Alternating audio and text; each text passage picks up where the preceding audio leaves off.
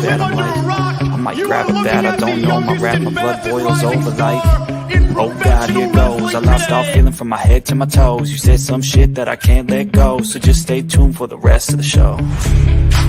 So have you ever felt betrayed? Switches how you see things, realize something needs change. Cause I know you got me fucked up, let me show you what's up. Cause enough is enough. I'll take a face full of pavement just to make a statement. I know there's no turning back. Oh God, adrenaline wasted, so mad I can taste it. I know there's no turning back. I'll do what it takes, I ain't making mistakes like that. I'll play it on your face just to make you go take it back. I'll lose my shit, I go crazy when I'm mad. And now you gon' wish you shut the fuck up real bad.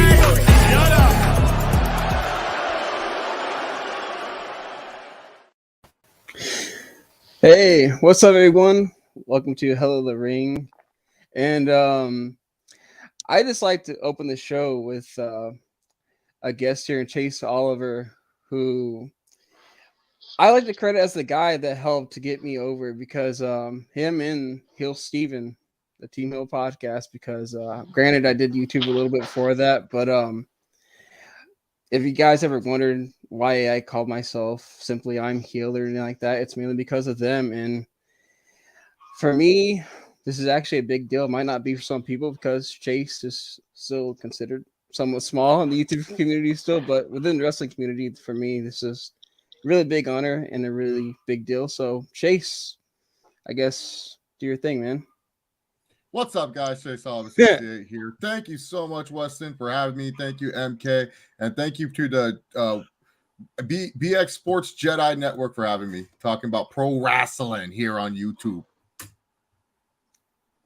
Yeah, and so we're gonna just jump right into it. So I guess we'll cover AEW first, since let's be honest with you. Today, this was WrestleMania weekend. AEW just had to be at the bottom of the totem pole. So anything you guys want to cover for AEW? Because what I've seen and from what I read, it seemed like kind of the same old with MGF was on top. There's a few good matches and, so on and so forth. So anything you guys want to talk about, I guess you liked from AEW this week? I guess Chase can go first with that, since he's our guest. I really liked that the Young Bucks and FTR had a better match than their pay-per-view match. Thankfully, it was on free TV. Other than that, yeah, AEW was just kind of, okay this week. Samoa Joe taking on Max Caster. It's like, all right, I already know Max Caster is going to lose, so what's the point of watching this match and stuff? Like, I get it that Samoa Joe broke out some dance moves and stuff, but that's not enough for me. I'm sorry and stuff. So, yeah, but I did like that FTR versus Young Bucks tag match. It was a really good match between those two teams. Like I said, better than their pay-per-view match. But everything else on this show, I don't think I'll remember. Like, Christian versus Adam Cole happened, and Adam Page came out and was like, I want to fight you in a death match. And I was like, okay, cool. Another hardcore match for Adam Cole to lose. Like, why are we making Adam Cole look so weak? I mean, this guy was a big free agent acquisition, and now he's just like, gonna lose another death match, and not only that, another title match and stuff. I don't know. Some of the stuff that AEW is doing, it's like just like question marks. But yeah, no, this week they definitely are just like, okay, let WWE have their moment, let WrestleMania have their moment. Let's just have them have a W. We'll come back when it's our time, because Double or Nothing is like in May, late May, so they have time to recoup whatever they're doing. They just need to get rid of that's sometimes the problem with AEW and their pay-per-view breaks, is that sometimes they take forever just to finish up storylines, and sometimes they redo the storylines on the weekly shows, and those are like the worst. Like the first 3 weeks after the pay-per-views are always, I feel like, the roughest for AEW, because they normally always build their feuds in 5 week increments, except for CM Punk and MJF, which lasted like 20 years, but neither here nor there. Yeah, I mean, I actually agree with that, with you, what you just said, Chase. Yeah, I didn't check most of AEW this week. I heard that the Young Bucks match was pretty good. I checked out a little bit of Samoa Joe's match with Matt Caster, but other than that, that was pretty much it. I know that Adam Cole is gonna be wrestling against Adam Page next week, if I'm not mistaken, on Rampage, correct? I thought it was Yes. Dynamite. It probably is Rampage because I know next week all the belts are being defended. All the world titles are being defended. Yeah. Okay.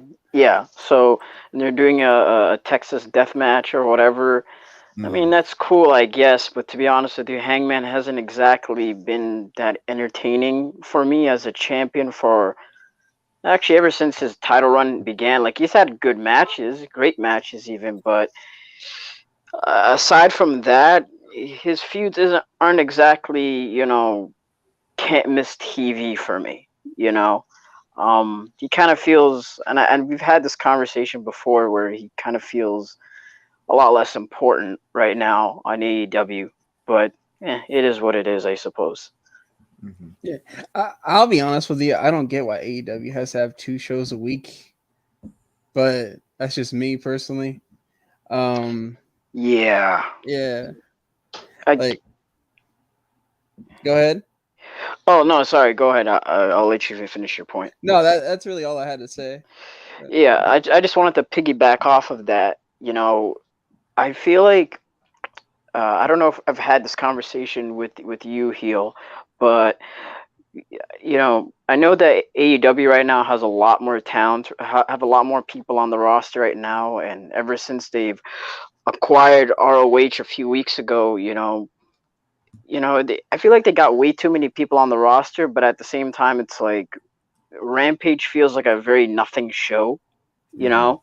It's like, to me, Rampage screams like SmackDown post brand split era, where it just feels like, oh, it's just 2 hours of, at the time it was 2 hours of nothing but like, here's 2 hours of matches with no progression of storyline. That's how I feel with Rampage, because there's no reason to really watch Rampage other than, oh, you get an hour of good matches, which, it's okay for like a week or two, but then if you're going on like 7 or 8 months with it, it's not really exactly like must see TV. It's, and that's why I feel like the show suffers a lot, because it doesn't really feel, special enough. It doesn't make it seem must see, and now with them having ROH and maybe potentially them having its own TV show, this will make it seem like it's a C-level show at best, which is unfortunate, but I was looking forward to them actually making Rampage somewhat of a big deal, because for those first month or so, it was kind of a fun show to watch, but now this is like SmackDown 2012 to 16 era of, with that show, which is unfortunate, but what can you do? Now let's get into the meats and potatoes of this whole show. Let's start with the Hall of Fame. I mean, congratulations to Carmella. I mean, not Carmella, Queen Charmel.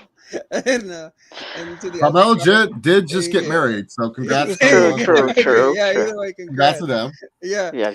But let's be honest, at the Hall of Fame, it was mainly about 2 people: Chad Gaspard and Undertaker. And man, like, without a shadow of a doubt, Chad Gaspard made me cry, but Undertaker made me do both. And he also made me realize, man, how old am I getting? Because wow, like it just felt overall amazing to see Undertaker. And it seemed like they can hit that gong 20,000 times in a day and I would still get chills. Like, think about it. This dude's retiring. He's not even coming down to the ring to wrestle. Like, and he did it twice in a row. Like WrestleMania 1 and WrestleMania, but basically both nights in a row. And you still were like, oh my God, it's Undertaker. Yeah. I thought the Hall of Fame was a very good show. Like I Scott Steiner's speech had me laughing so hard because he kept talking about like the cows and Macho Man for a good 15-20 minutes or whatever. And to the point where Rick Steiner was like, yeah, he took up like 80% of my our time. It was kind of funny about that. Undertaker's speech was great, but also at the same time, it kind of felt like a TED talk half the time. But it wasn't a bad thing like how he structured his speech, Mhm. but it was great. And yeah, I actually agree with you, Heel. Like it's one of those things where it's like, man, he's retired, and look how old are we all getting, because when I first started watching him, it was, basic close to the second half of his career, in the mid 2000s. And man, it's now we're in 2022. It's crazy. And he's had a freaking great career.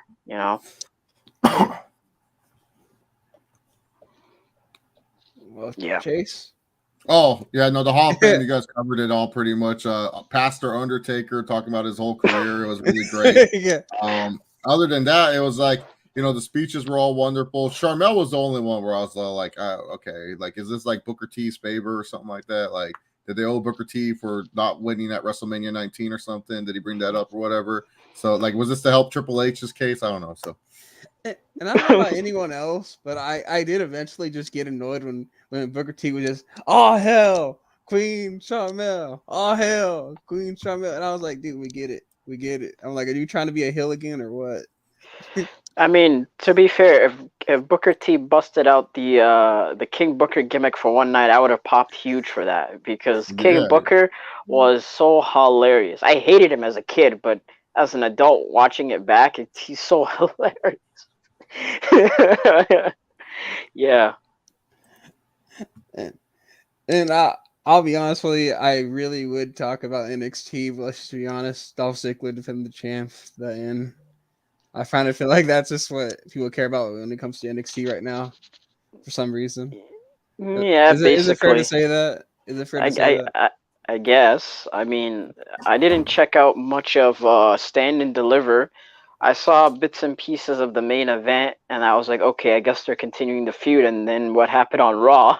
I was like, oh, I guess they gave Braun Breaker the win. Okay, Yeah. cool, I guess. But I don't know. Like NXT, in general, like I actually do like the 2.0 version of NXT as opposed to the black and gold.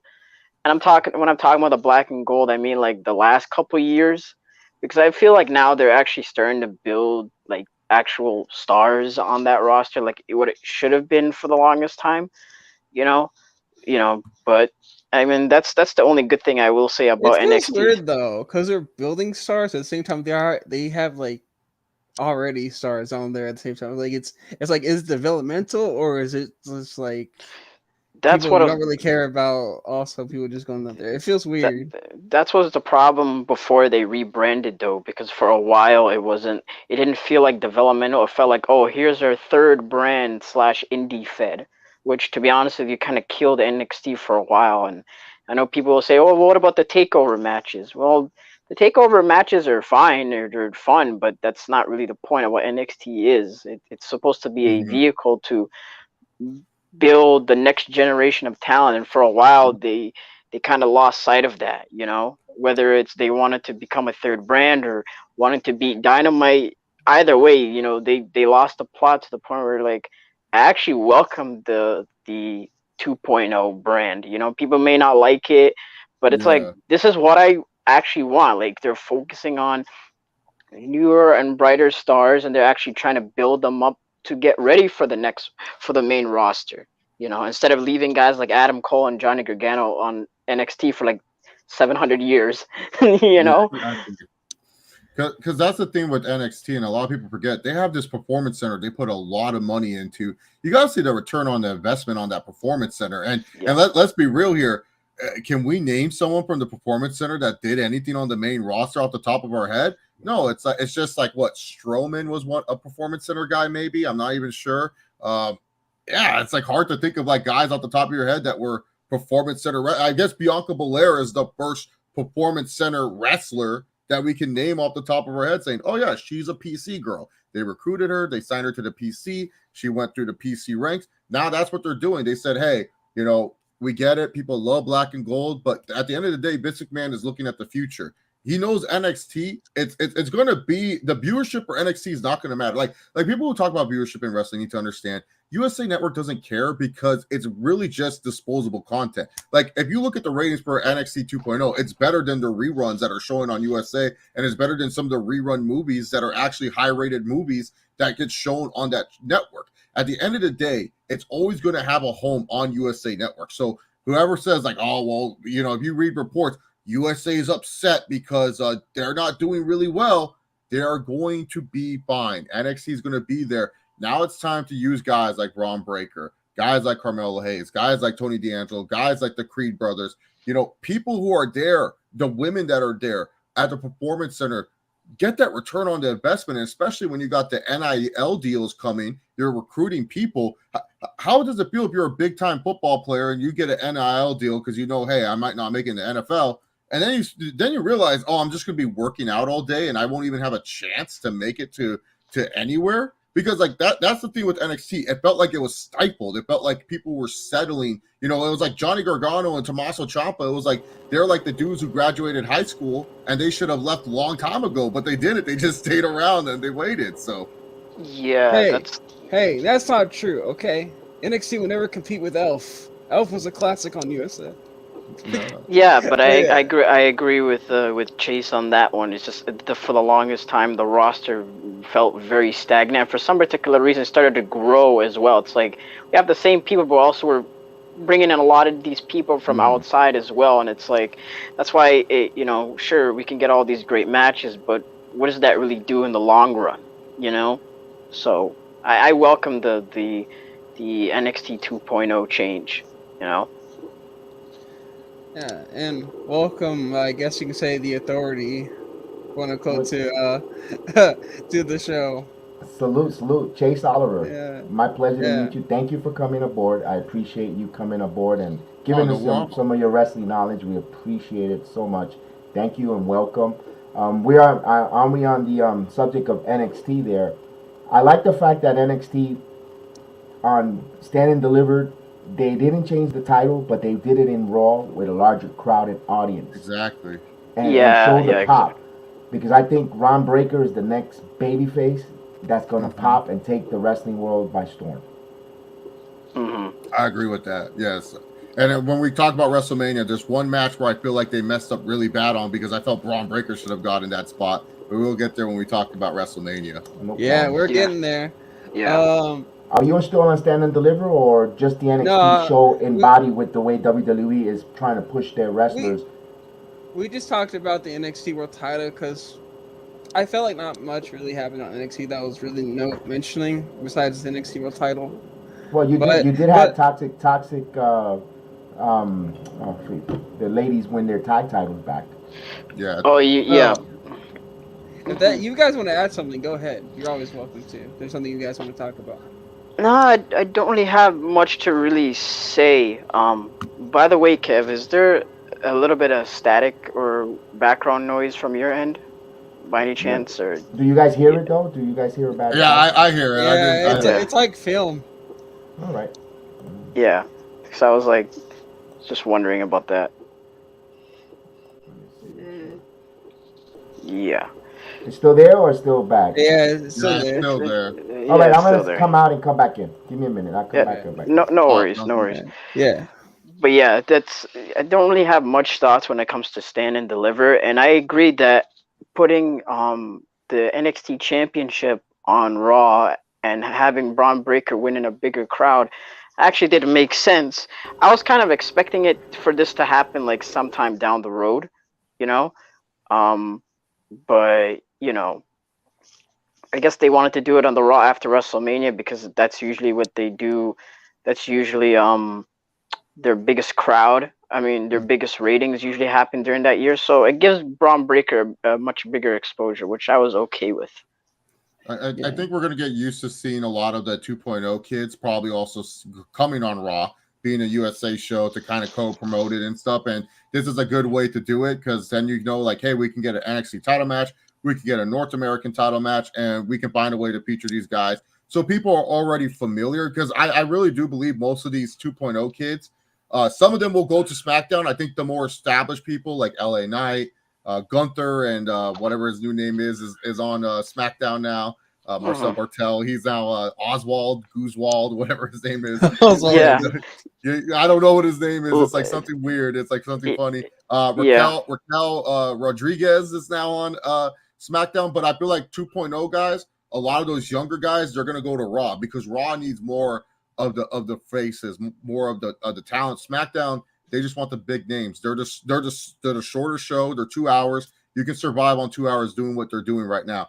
Raw is 3 hours long. You need something in those 3 hours to jump both the fans. And one long match, and you got those 2.0 kids, it works out. So I like it. Yeah. So now we're gonna go ahead and go to WrestleMania. And then we're talking about the Raw after Mania, obviously. So the first match on WrestleMania was the Usos defeating Shinsuke Nakamura. Well, sorry, King Nakamura, I believe he is. So it's and Rook Boogs, I believe his name is. Rook Boogs. Sorry, Rick Boogs. Sorry, Come on, man. Sorry, he'll probably be out of the company within a few years. Okay, let's be honest. Damn. I hate to go that route, but he doesn't seem like that kind of guy who's going to be a big star there. Like, that's just my honest opinion. But like, honestly, I feel like the Usos were going to retain here either way, because if Roman was going to retain later, I know who's spoiler, then the Usos kind of had to retain here. Like, because if Paul Heyman's doing this whole thing with the bloodline, it's basically a stable. Like, there's no way the Usos lose here, and I feel like if even one of them loses their title, they lose a little bit of value, because it's just I'm kind of happy we have not only a dominant champion but dominant tag team champions, because I'll be honest with you, I love these old school stories where you have your like champions, whatever it is, whether it's tag team champions, world champions, or women's champions, whatever the case may be. Even if it's IC or US champion, when it's a long drawn out title and no one can really defend them, because it sets up for these beautiful and most amazing stories. It just makes for awesome hurdles for someone to eventually overcome. So when the Usos drop those tag team titles, no matter who it is, it's going to seem like the biggest deal when it happens. But all he has to do is obviously be booked right. So yeah. I'm gonna think that I think the Usos. Hopefully, my microphone's better, guys. You still hear the sound? There's still a static. I think your headphones might be it might be like where the output noise is coming from. Yeah. All right. So sorry about that. I'll let me make my quick point, and I'll think. I think the Usos were gonna lose that title, because remember later on, no spoilers. I hate to be a spoiler, but Roman Reigns was supposed to drop the world title to Brock Lesnar. The last minute, McMahon changed it to now. And that's why Brock Lesnar. And we'll get. I hate to be a spoiler, but I'll bring it back later why I made this statement. But Rick Bruce hurt his knee, tore his ACL and his MCL. He's out for a whole year. So that changed the whole outcome of the match, and things were changed. Because he's being a clown because he wants to bench press. I know you're strong, but he wanted to go down on one knee, lift up both Usos. The knee gave out, and that's what it was. So I'll try to fix my mic, guys. No worries.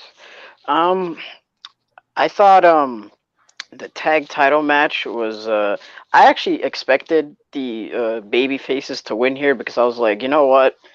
The Usos have held the belts for a while. I guess they want to give Boogs and Nakamura a little bit of shine and get the tag belts. But I thought the match was okay for what it was. It was a standard SmackDown tag title TV match. Nothing really special, but at the same time, crowd really liked Nakamura and Boogs. It was a fun little tag team match for what it was. I love the entrances. That's all I'm gonna say about it. That was a great, like we randomly kicked off Mania with like the Dallas Cowboy cheerleaders, and then all of a sudden we got these cool, like we got Boogs and doing the guitar, Shinsuke. The Shinsuke's theme is always great. I'm glad they got rid of the one where no offense to the Japanese vocal artist, but I'm glad they got rid of the one with the words. Like, I love Shinsuke's theme. It's like so. it's so hard not to go like, oh, whoa, like sing along to it and stuff. Yeah. But yeah, the match itself, it's like it's like the WrestleMania 26 opener with R-Truth and R-Truth and John Morrison versus Miz and Big Show. It's harmless. It doesn't do anything. It gets the crowd going. But at the end of the day, you're not going to remember it. In fact, if you rewatch this Mania, you're going to be like, oh, yeah, that was the opener. But overall, it was okay. I like the entrances, though. It really got me hyped. Mm-hmm. All right. Next, we got Drew McIntyre versus Happy Corbin. I mean, Drew McIntyre won. We all just knew it. Yeah. That's all I really have to say about this match. I'm upset that the End of Days got kicked out. That's my big thing, and especially with this such a crappy feat. This is the thing. The End of Days was protected so heavily for years and years and years, and you have Drew McIntyre kick out of this in this crappy feud. I feel bad for Drew, man. I feel bad for Drew. Like Drew literally like tried to make this chicken shit feud into chicken salad, and it was just chicken shit all the way, you know. And I'm a Corbin defender. I like Corbin. I think Corbin's massively underrated. He is a good movement guy. He has sick moves like the deep six and the End of Days. That little where he gets thrown in and he runs around the turnbuckle, goes in with the clothesline. He's good. Like, I don't know why people hate Corbin so much. It's just he just gets bad gimmicks like Happy Corbin, and it's just terrible feud. This terrible feud, and like, to me, it's I just don't get it. Like I'm past the point of being so upset about stuff in WWE nowadays, where I'm just like, I don't get paid to like be upset about stuff in WWE, but it's like stuff like this where it's like you build up the fact that Corbin's finisher was not kicked out of. That's something that you say for a match that I'm going to remember and stuff. Like, can you imagine if the one-winged angel got kicked out at the most random match possible? And it's like one of those things that they still protect. And I love the fact that they protect Corbin's finisher. And also, too, I'm kind of a little salty because I love bum-ass Baron Corbin. Bum Corbin was the greatest character ever. They should have kept that until Mania. But just get the guy a different shirt. Maybe Caleb Braxton gifts him a shirt because he feels bad. Maybe people actually start liking it. I felt he could have been the perfect guy where it's like he just needs a big break. You know, you give him a U.S. IC title match. Maybe you flirt the idea of a Universal title match. But he would have been huge. Just imagine he's just trying to do everything he can. He gets on Mania. He wins like in $1 million. And then all is redeemed or something. But yeah, no, they missed that opportunity with Corbin, and that's my only complaint. I like Drew. Nothing against Drew. Drew's a great performer. He deserves one title run in front of fans, not in front of computer screens. That's all I'll say. But yeah, I like Drew. I still like the guy. He's a great wrestler, probably the comeback wrestler of all time. Where you look at where he was and now where he's at, it's like he's like the greatest comeback story in wrestling history, in my personal opinion. I thought the match was actually better than I expected. You know, it was actually a fun match, honestly. You know, as a crappy feud it was, I actually really enjoyed this match. I was like, oh, Drew and Corbin was actually a really good match. You know, not the greatest match in the world, but it was actually a fun little match. But the funny thing was, like, after the match, they had Drew literally cut the sword through 2 ropes. He couldn't get all 3. And the funny thing was, I didn't even notice until later on where the ropes looked very uneven, you know, throughout the rest of the night, like when you go on to the next couple matches or whatnot. But, you know, and I agree, like, Baron Corbin is actually a very underrated performer. He's just sometimes saddled with the bad gimmicks, you know, but it is what it is. But I thought it was a good match. Jedi? No, I agree. The match was pretty good. Yeah, and I'll be honest. Oh, go ahead, Jedi. No, I said I agree. No, nothing much to elaborate. I take MK's thought on that. That it was a good match. I'm also your point. You know, he kicked out at End of Days. I'm like, what? That move hasn't been kicked out. What? Almost since NXT, maybe, or for an indie. Ever. This is the first time they ever. First time, right? Yeah. I thought I heard it was just one time someone kicked out, but if it was ever even better, wow, that's not, you know, it is what it is. But now these days they don't sell them. They don't sell the moves no more. It's more about high flying. Everyone kicks out of everyone's moves. You know. I don't know if you guys got to speak on it on AEW. You know, that was a whole bunch of finishers that everyone was kicking out and back and forth. But you see that now in all the fights. But all in all, like MK said, it was a good fight. I personally, when we did the preview, they want no part of this fight. I said it will be a garbage match, toilet match, and I'm gonna be the first one to admit it was actually a good fight. It was a good match. Not a big fan of Drew McIntyre, but all in all, I was entertained. I mean, why not just make Baron Corbin's like gimmick to the point like where he's bipolar to this point? Because like I was watching a YouTuber where he's like, you know what? I didn't see this guy where he's like sad, mad, and now he's happy for some reason.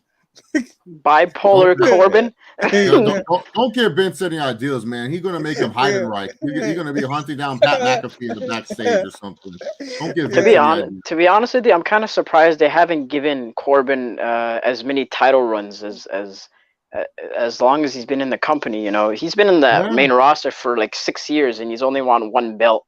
You know, yeah, just the Money in the Bank in the U.S. and that U.S. title reign was like a minute. Like I think AJ beat him for it. I can't really remember. Yeah, I think he beat AJ for it, and then out of all people, Dolph Ziggler took the belt off of him. Our boy, Ziggs, former champion. I hear you.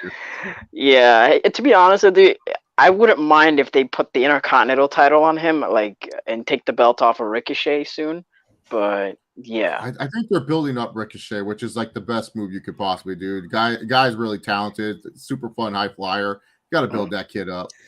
Yeah. They didn't have a match in this show, which MK pointed out, and I was like, it did. It was called WrestleMania SmackDown. You didn't watch it. We're not talking about how Madcap Moss won the Andre the Giant Battle Royale. Come on. That's a guy. Honestly, I think has a lot of potential. No, he's really good, Riddick Moss. He's really good. Yeah, he stuck with the bad gimmick. Yeah, yeah. So yeah, let's get on with the next match. But then we had the Miz and Logan Paul versus Rey Mysterio and Dominic Mysterio, which I thought was actually a really good match. And I don't know why or how, but these celebrities keep coming. They're just like, oh, by the way, I can wrestle a little bit too. Then my favorite part was when the Miz was like, you know what, I'm gonna take my moment and I'm gonna turn on you, Logan Paul. And that to me, I was like, oh, let's go. Now that is like really like, you know, what's the word I'm looking for? That's just very Miz like. I was like, it's like, no, I'm not gonna share this moment with anybody. This is my moment. Yeah. I was like, you just helped me to it. Yeah. And I just like this match. As a matter of fact, to this point, that was probably my favorite match up to that point. Yeah. Just to be honest with you, out of all of night one, actually even night two as well, this was like top 5 of my favorite matches of the entire weekend. Really good match. Oh, before you start, I just had to skate. Does anyone actually care about his Pokemon card? I have expensive cards. I did too. Right there. See, I have a bunch of collectibles back there. So yeah, I care about it. I did, but I was just like, okay, we're trying to get the Pokemon card over more than the match at one point. I did like the Pikachu-esque gear that Miz and Logan Paul had with the yellow and black, which looked really cool. And then also Ray and Dominic, shooting up in the air for their entrance looked pretty cool too. And the whole match honestly was a lot of fun. Like the quality of this match and the Bad Bunny match last year to me was kind of on par. Like which they're really good. And the Miz turning on Logan Paul did caught me off guard a little bit, but I'm wondering if this is something they're gonna build to maybe sometime later in the year or next year for Mania. But we'll just have to see that. But overall, really, really, really damn good match. Really damn good match. I agree with you, Logan Paul. What an in-ring performer! From doing the Three Amigos. The Frog Splash to mess around with the crowd. Also, the leapfrogs, the ability, the agility, those are not easy. You see a lot of celebrities that tried it before Bad Bunny, and they were atrocious. They even gave a belt to David Arquette. Remember that? So for him, what a phenomenal job. And also, I know we're going to get to it later on for another celebrity that did a phenomenal job too, that also almost stole the show. So the celebrities that come into WWE, if they're going to get in the ring, they got to bring it. And I'm glad that Bad Bunny set the precedent. If you're going to get in that square circle, you're going to have to bring it. And Paul, phenomenal. I think that feud is gonna get touched later on. Remember, the WWE now they're moving into transitioning into another form. Is that they want to get big venues, Yeah. outdoor fights, outdoor arenas where big Yep. crowd. Because remember, now they get their money from Peacock. Peacock only charges $4.99, $3.49 if you get it early. They're not making that same $9.99 from the wrestling from their own app. So McMahon now generates revenues with these big elaborate stadiums. Yep. SummerSlam, I think, is going to be an outdoor stadium. SummerSlam's in Nashville. Mm-hmm. Right. Yep. So Money in the also Bank. Money in the Bank as well is going to be in a big stadium. right. Yeah. Agent. Yep. And then they have that big UK card also that's going to be outdoors. The point Yeah. is, when you want to generate and sell out over 70, 60, 50,000 plus, not for nothing, as much as we hate him as a heel, Logan Paul, you just want to see that guy get his ass kicked. You want Yeah, someone to exactly. knock him in his teeth, and Yeah. he'll draw you to come. And I love the fact that Miz appeased to the WWE universe by Stone Crush finale and turning on Logan Paul was phenomenal, caking on the top. They both did well. Now let me ask you guys a question. What's next to the Mysterios? I know Mysterio is trying to help wrestlers get over, but he's not a jobber. But he's trending down that line of being jobber. I know he's a legend, but do you think Dominic's best bet to go down to NXT, reinvent himself? Dominic stinks. I'm just gonna say Dominic is terrible. Like Seth Rollins, we got to give Uncle Seth the props later, but Seth Rollins carried that kid to the first match, made me blind. I was like, oh my god, Dominic Mysterio is gonna be good. And every match since, it's just regressed, and you can tell it's by the level of competition. I get why Ray's doing this. You know, it's awesome he's a father teaming with his son. That's beautiful. But there got to be a point where you got to just tell Dominic, hey, look, man, there's a bunch of other guys that are way better than you, and they're at NXT. I think you need to be in NXT. Maybe pair up with Santos Escobar if you need to tag team with someone. Remove one of the Legado Fantasman kids and have you go there, because like Rey Mysterio is a mid-card main event guy. You know, he's like that Jeff Hardy. No matter what, no matter the era, he's always going to be a star. You could put Rey Mysterio in any match and people will still believe he can win the world title. I mean, he had a world title feud with Roman Reigns not too long ago, so he can still do that. And he's a guy that you can look back and you look at the Raw scene of like who could become champion in Raw in the future. You know, Cody, Seth Rollins, so on and so forth. Ray has history with all those guys that would make sense where it's like check, check, check. So that's why, to me personally, I feel like you got to send Dominic to NXT. You got to get Rey Mysterio away from him and get Ray back to, you know, a mid-card type of role, United States champion, WWE champion. He'd be a perfect guy to introduce this Edge stable against, you know, like him and Edge always puts on banners, and especially with Damian Priest to get that guy over as well. But yeah, and I want to piggyback. I want to. Sorry to cut you off, Heel. I just wanted to I was just gonna add to what go he said. Yeah, go ahead. I think the Miz said it best. He said, "Now, did Dominic earn his WWE contract, or did Daddy get it for you?" I mean, technically in storyline, yeah, it's true. Yeah. But I will say this, and I want to piggyback off what Chase said. For one, I actually think sending Dominic down to NXT would be a great idea, and they can even do a story where Ray can tell Dominic, "Hey, you know what? I think it's best for you to be down in NXT." And while he's on NXT, he starts having this, you know, relationship, maybe as a friendly thing with Santos Escobar, and for maybe he's down there for maybe a good 6 to 9 months or whatever, maybe even a year, and then when he comes back. Comes up to the main roster, he's with Santos and his crew, and he starts feeding off with them, maybe, you know, going into maybe WrestleMania next year. You know, hey son, you know, you're doing well, and you know, I thought you were with my side, and they tell this whole story there where Santos is corrupting Dom and all that, and I think it would be a really good story. As far as Ray is concerned, you know, Ray is like my favorite wrestler of all time, you know. And I don't want him to really be in that like RVD mid 2013 run where he just does a bunch of jobs, you know. But I also think with Ray, they could put him in spots like in the mid card division, right, for the U.S. title. And honestly, if there's any legend who kind of deserves to get at least one last run, even as on the top of the card. I think Rey Mysterio's that guy. I'm not saying he has to main event WrestleMania or anything, even though if that happens, I'll definitely pop huge for that. But I think he should be on a singles run for a while and have him work with guys like a Finn Balor or a Damian Priest or something, for a good several months until we revisit, the Dominic Mysterio either turning on him and maybe adding Santos Escobar in the mix, whatever. But yeah, so that's what I can say at this point with Ray and Dom. All right. For the next match is Bianca Belair versus Becky Lynch, and I'll be honest with you, I was looking forward to this match, and it was good. But I felt like when Bianca won, this match was more for like the little girls, and and because like me personally, like I don't know about you guys, but there's something about, I don't know if it's because she recently become a mom or what, or maybe it was just like her new look or whatever. But Becky just grew on me more.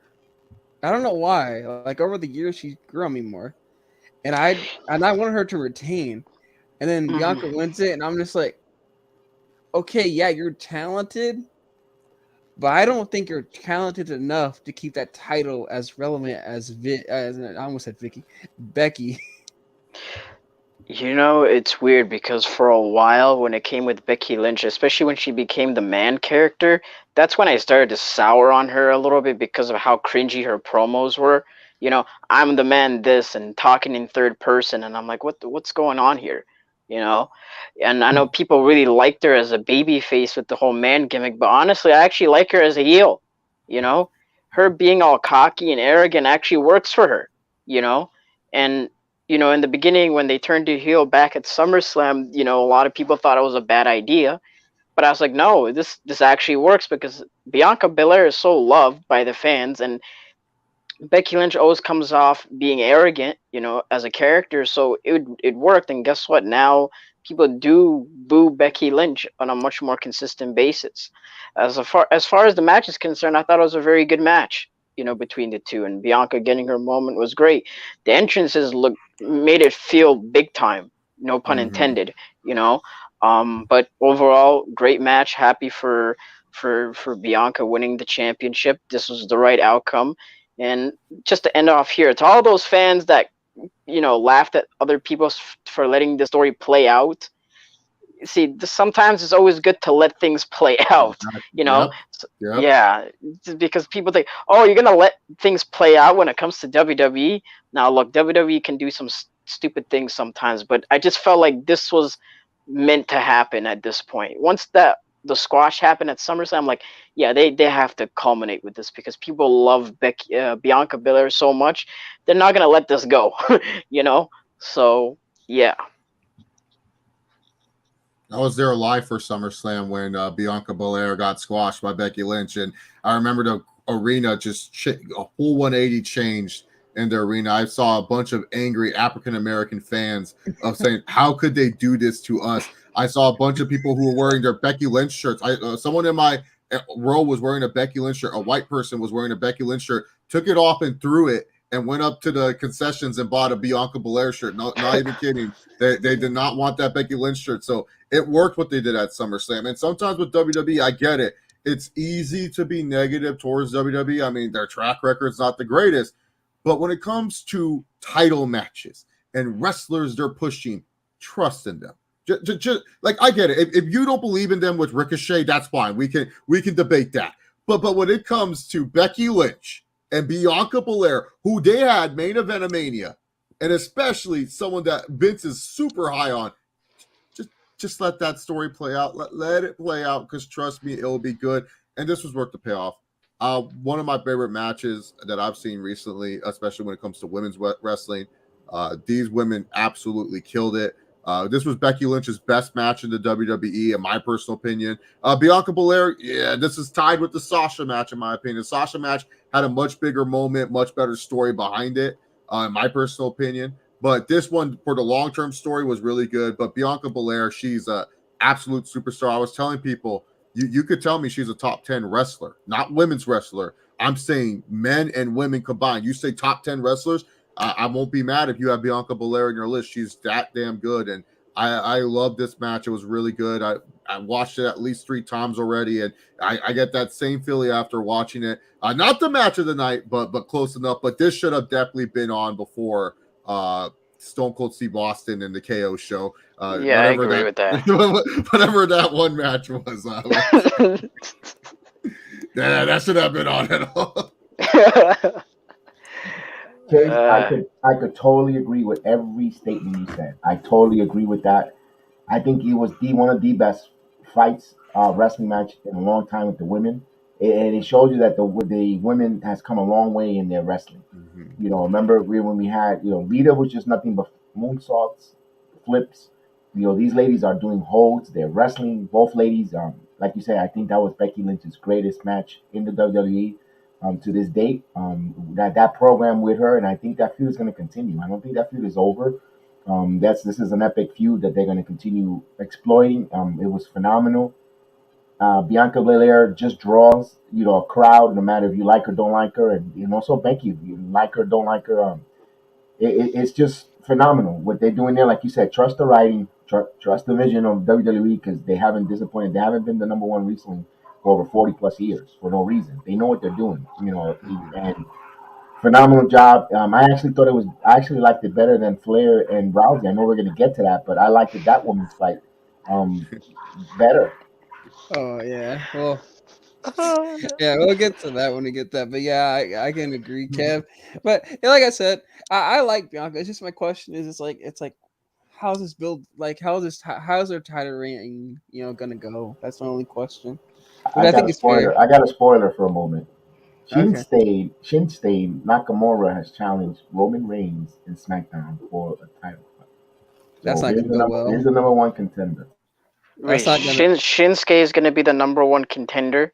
Well, he wants to. He wants to become a shit stain in front of Roman That's Reigns. not gonna go well. To be honest with you, I'm surprised they haven't went with that match yet. For as long as both guys have been on SmackDown. I mean, it is Backlash, so I guess they needed some filler feuds going into like the summer.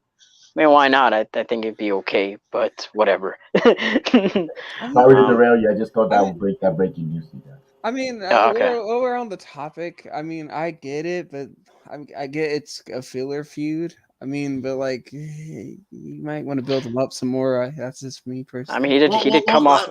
At least with Shinsuke, it's like, you know, the Usos injured his friend. They injured his buddy Boogs.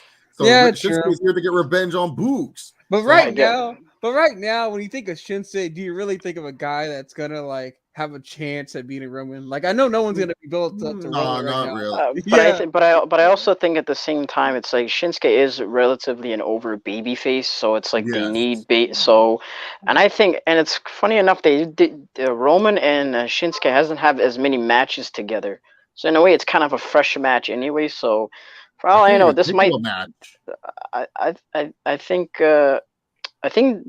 it depends, because next month after Backlash, they're doing Hell in a Cell, and I don't know if this is going to be a feud they're going to carry for 2 months, but we'll just have to wait and see where it goes. I mean, it's different, I guess. I mean, they don't want to do the Drew feud right now, so we'll just have to wait and see.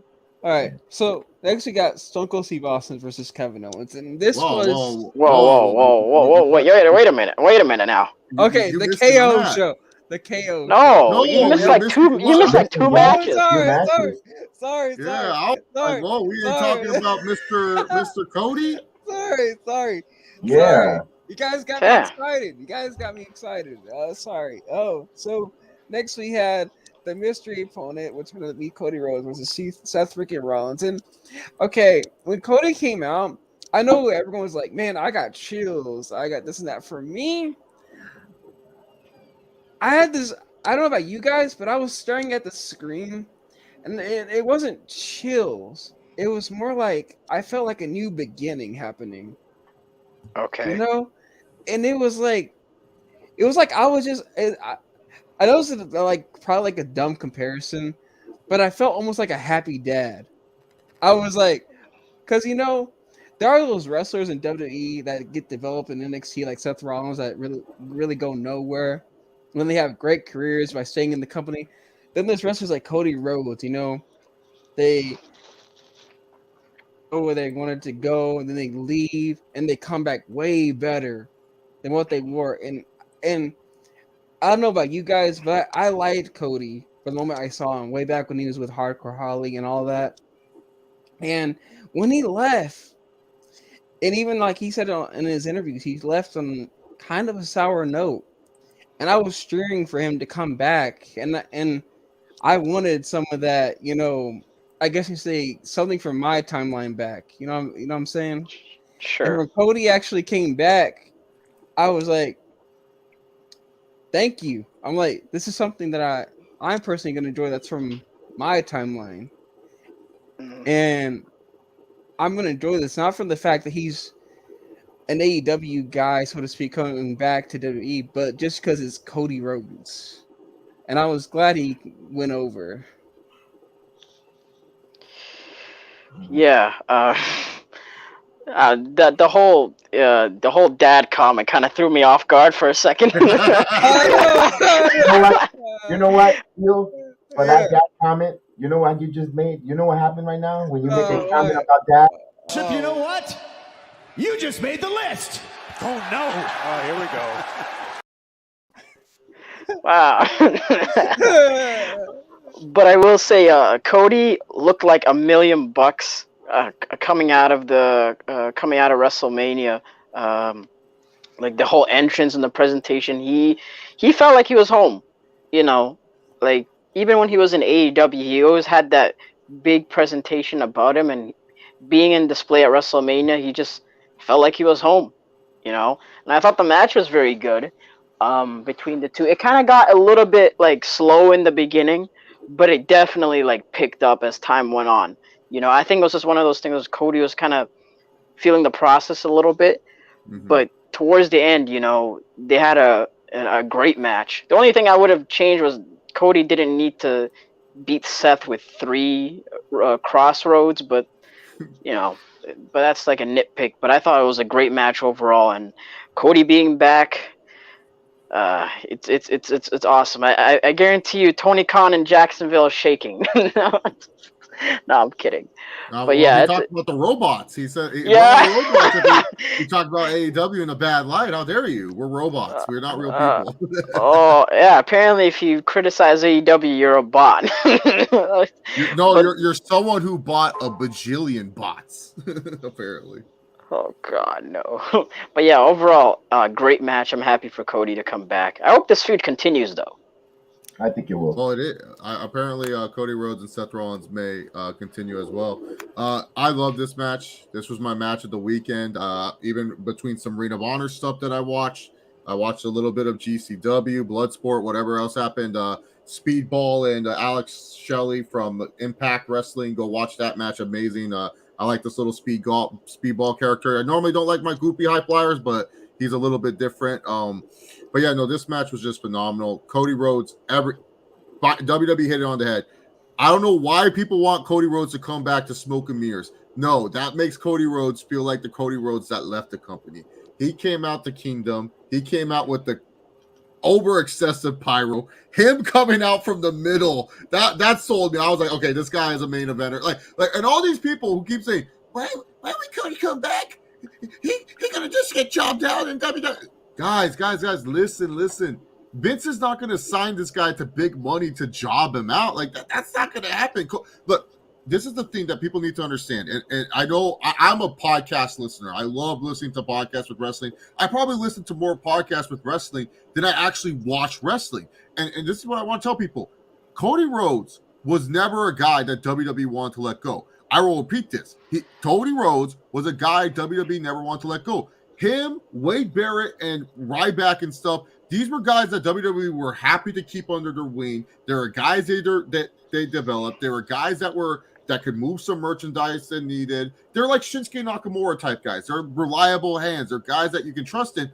Cody Rhodes, people forget, he's the one who asked for his release. He's the one that said, I don't want to be Stardust no more. Can I not be Stardust?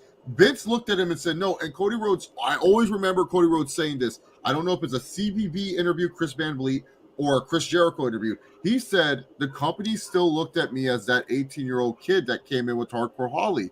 They never looked at me as like that guy, because he felt after the tag match with the Shield, hey, he's like, hey, shout out to Danielson. He was massively over. He felt WrestleMania 30 was his show. He felt he was the over guy in that. But the company just looked at him and said, Cody, you're just a good guy. You're good hand and stuff.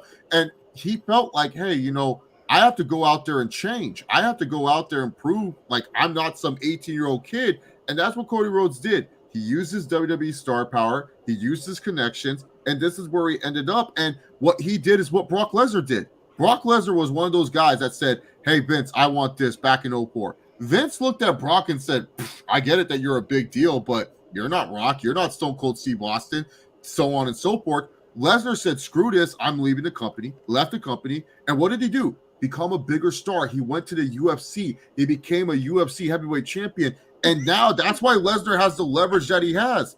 Lesnar made this leverage and made him a bigger star. Cody Rhodes literally said, all right, bet, I'm going to go do something. Became one of the faces of New Japan, revived the Bullet Club that was kind of a floundering faction once AJ Styles left them. And let's not forget, Carl Anderson was a big part of the Bullet Club. Same with Doc Gallows. They left the Bullet Club high and dry. Cody Rhodes comes in because people have revisionist history about Kenny Omega. Kenny Omega was hated when he won the IC title by the Japanese fans because he was a junior heavyweight and he was being forced as the new Gaijin. It wasn't until the G1 that's when Kenny Omega got the respect from the Japanese fans. I know people like the revision history a lot, but that's the truth. That was the thing. Cody Rhodes was the main guy. That's why when they came to Long Beach, who was the guy that faced Okada? Cody Rhodes, because they knew that Cody Rhodes would be the guy to do that. And Cody Rhodes was the main reason why that Bullet Club feud was so interesting. Heck, AEW, I get it. Tony Khan likes to say Chris Jericho and Matt Jackson were the bigger guys. Who's the guy that signed the first contract to AEW in person? This is on BTE. You can watch it. It was Cody Rhodes. Cody Rhodes is a guy that was the face of AEW. He was a guy that I'm going to say AEW misused Cody Rhodes. I get it. Cody Rhodes probably wanted to put over the young guys like Guevara, MJF, but I always felt Cody Rhodes should have been the guy to be the AEW champion that Hangman Page is chasing. And in fact, if you look at Hangman Page and Cody, they had a closer relationship than Hangman Page and Kenny. So like to me personally, Cody Rhodes went out there, improved himself, made him a bigger asset than he was in the past. And that made people say, and that's why Vince now said, okay, we'll give you money. And that's why what they're doing now with him is great. You know, Cody Rhodes now feels like a bigger star than he ever was going to be if he ever stayed in WWE. And look, in AEW, could he have done a lot more there? Absolutely. I mean, winning the AEW World Championship for one. But look, AEW brought in a lot of guys. I saw someone said WWE traded 15 guys just for Cody Rhodes, and it's true. They said, oh, yeah, we'll give you Keith Lee. We'll give you Danielson. We'll give you John Moxley. We'll give you these guys. Go ahead. Like, because Vince said it best. Oh, yeah, let's give them talent because they need talent. That's what AEW needs. They need talent. So, yeah, we'll give you this talent. Give us Cody Rhodes. So, I feel it was a win-win. And also, it felt nostalgic. Felt like I was in the 90s again, the WWE and WCW war. It is. Well, I'm going to elaborate on that. Like you mentioned, not only McMahon bought Cody Rhodes, look at the merchandise. He's sold out. All the merchandise, of course, you can't get a Cody Rhodes shirt. And then the introduction when he comes out from wrestling has more than one royal family. Man, goosebumps. And then he comes out there. We all knew, speculating, but I remember I was doing the watch along. I just wanted to be different, and I was throwing some other names to try, but we all knew it was Cody Rhodes. My wife had it right, so it was Cody Rhodes. And I said, no, it's probably Shane McMahon or Ray Bryant or whatever. But I'm glad they bought him here. It looks like it's now full circle. It looks like he's enjoying being back in AEW. And I think like you mentioned, I saw the tweet. Wait, it looks like he's enjoying being back in AEW. No. He comes from AEW back in WWE. Oh, okay. I misspoke. But thanks for correcting on that. But it looks like he's enjoying back, the interviews. I saw the interviews with Ariel Hansangvi. He mentioned that, it looks more at peace. He looks like, full circle. Now he has a purpose to try to win the belt for the American Dream didn't get. And when you do it in the big stage. And it's WrestleMania. He had his WrestleMania moment. It's up to Cody now for the next 6 weeks to get over with the fan base, with the crowd. Now it's up to him. I think he will. I think he's going to be starred,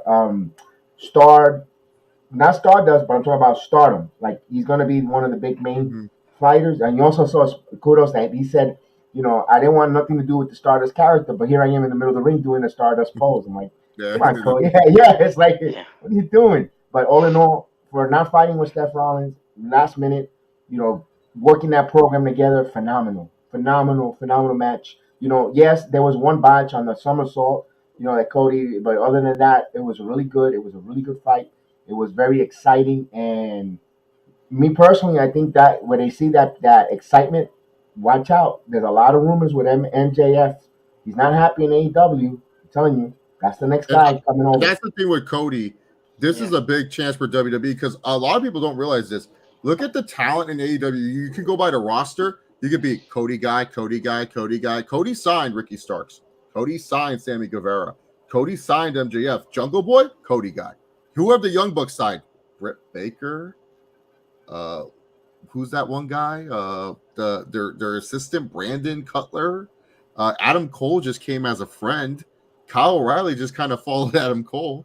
Same with Bobby Fish. Like you know what I'm saying? Like these are the guys that you're trying to impress. You're trying to get the MJFs, the Sammy Guevaras, the Jay Cargills of the world. Red Velvet's another talented wrestler. I haven't seen much of her in AEW, but she is a talented wrestler. Yeah, what I'm saying, I've seen enough, but most people haven't seen much of her. But she's a talented wrestler too. And so this is WWE's like saying, like, hey, you guys hear all these horror stories about WWE. Nah. Let Uncle Cody tell you what's up. And you have Uncle Sethy giving you a call too. And, Roman Reigns. Like WWE's culture is slowly changing. Like that's what some people need to understand. The culture's changing. I mean, Nick Khan recently just said, y'all can have your Twitch streams back. Y'all can have your OnlyFans back. Y'all can have your third-party services back. So culture's slowly changing for WWE, and is it for better or for worse? We don't know, but if the shows are entertaining, that's all that matters. Well, I want to piggyback with that. I heard from Cody, if you're a WWE performer, this is a 7-day performance. You have to be invested fully 7 days a week. You just can't show up once a week and wrestle, and I think he was throwing shade at AEW that guys that come in, part-timers don't make it. You have to be invested. You have to put into your craft 7 days a week. And I don't know if you heard, this Monday night, actually Wednesday night, Darby was not at AEW. Darby, another Cody guy. He was in backstage in NXT Tuesday night with his, I think one of the girls from Toxic. Gigi Dolan is his girlfriend. That's his girlfriend, and he was at AEW. NXT backstage. I mean, I'm not saying there's any jumping of ship, but if they see Cody now, familiar face, they see the pop, they see, oh wow, this is a night. When you fight in front of 80,000 people 2 nights in a row, full out, it says something. And if they want to get paid, I'm telling you, this is like you said. It feels like WCW Monday Night Wars in the '90s again. So let me ask you this then: Do you think like this is like the start of like AEW starting to panic, where Triple H is basically like now handing out his phone number to every AEW star coming to check out like the Raws and the NXTs and all that? I don't think AEW needs to panic. I don't think so. But I do think that if Cody does well, which I feel like he will, it's gonna open eyeballs. It's gonna show that, hey, you can also make it here in WWE as well, and especially with them releasing so many people over the last 2 years, which, to be honest with you, I kind of agree with Vince McMahon, with the exception of a few people. It kind of did cut out a lot of dead weight. I'm sorry, as terrible as it sounds, but look at the roster now as it was 2 years ago, and I feel like if Cody Rhodes does well, I can see someone like a Wardlow or a Will Hobbs or a Jay Cargill or a MJF going to WWE, and probably making a name for themselves over there. And these are also guys who are relatively young as well, so that also works in their favor too. The only one are ambitious. Yeah, exactly. The only one point I want to make about this match is that you got to give credit to Seth Rollins. throughout this Oh yeah, whole Uncle build. Sethy, baby. Yeah, yeah, you got to give credit to Seth Rollins, man. I've been a big Seth mark for years, and I feel like over the past couple of years, people don't give Seth as much credit as he deserves. Maybe because of his stuff that he says on Twitter, but let's not talk about that. But he carried this whole entire build, with the whole mystery opponent and all that kind of stuff for the past month or so, and honestly, man, WWE should start thinking about maybe putting him in the main event title picture again because man, he's If he if is freaking Cody's not awesome. the guy, if you don't give the belt to Cody right off the rip and have him beat Roman Reigns, it has to be Seth Rollins because Seth Rollins has just been on a roll. The whole WrestleMania build-up, it was like Seth Rollins, let's be real, Seth Rollins versus Kevin Owens. That happened at WrestleMania a couple years ago. That was a good match on Monday Night Raw. Seth Rollins and AJ Styles easily could have happened at a WrestleMania. It's only happened one time before at a Money in the Bank pay-per-view. And that match was really good. Seth Rollins is just a really great talent. I hate the disrespect just because he made fun of Will Ospreay's bank account. Like, look, Will Ospreay, I don't even know where you at right now. People were claiming you as best in the world this, best in the world that. And I don't even see you on the best in the world conversations anymore, my guy. That's just the truth. Seth Rollins is there. But like, I just want to go back to the Cody point just real quick. It's just like I said with the wrestlers, they're very ambitious. That's why, like, I feel like, especially the younger guys, when you're sleeping in your bed, are you dreaming about staying in All Elite Wrestling? Or are you dreaming about becoming WWE champion? And that's the thing with wrestlers is like, you want to go to the next journey. You want to go to the next chapter. You're not complacent. Like, I won't be surprised if the Young Bucks make a move in like the next 2 once their AEW contract's up, if they make a move, because that's something where if they look at it and say, hey, we're known for trolling WWE, but if we could get that opportunity, we ain't going to say no to it. Like, you'd be foolish to say no, especially if you're at the tail end of your career. That's why, to me personally, I feel like what WWE is doing is so smart with Cody is like, hey, there's going to be some bumps in the roads. We all know this. It's WWE. They're going to be bumping the roads.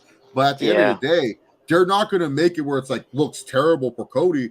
Cody's going to be in full control. Vince is paying him a lot of money. And Vince realizes like, hey, this is my chance to get AEW wrestlers. And like you said, the whole cutting the dead weight thing, I don't think that's rude to say at all because that's what WWE was basically doing. Do we agree with it? Hey, it's up to you if you agree with it or not. I don't care either way. But at the end of the day, they have the Performance Center. We talked about this earlier with NXT.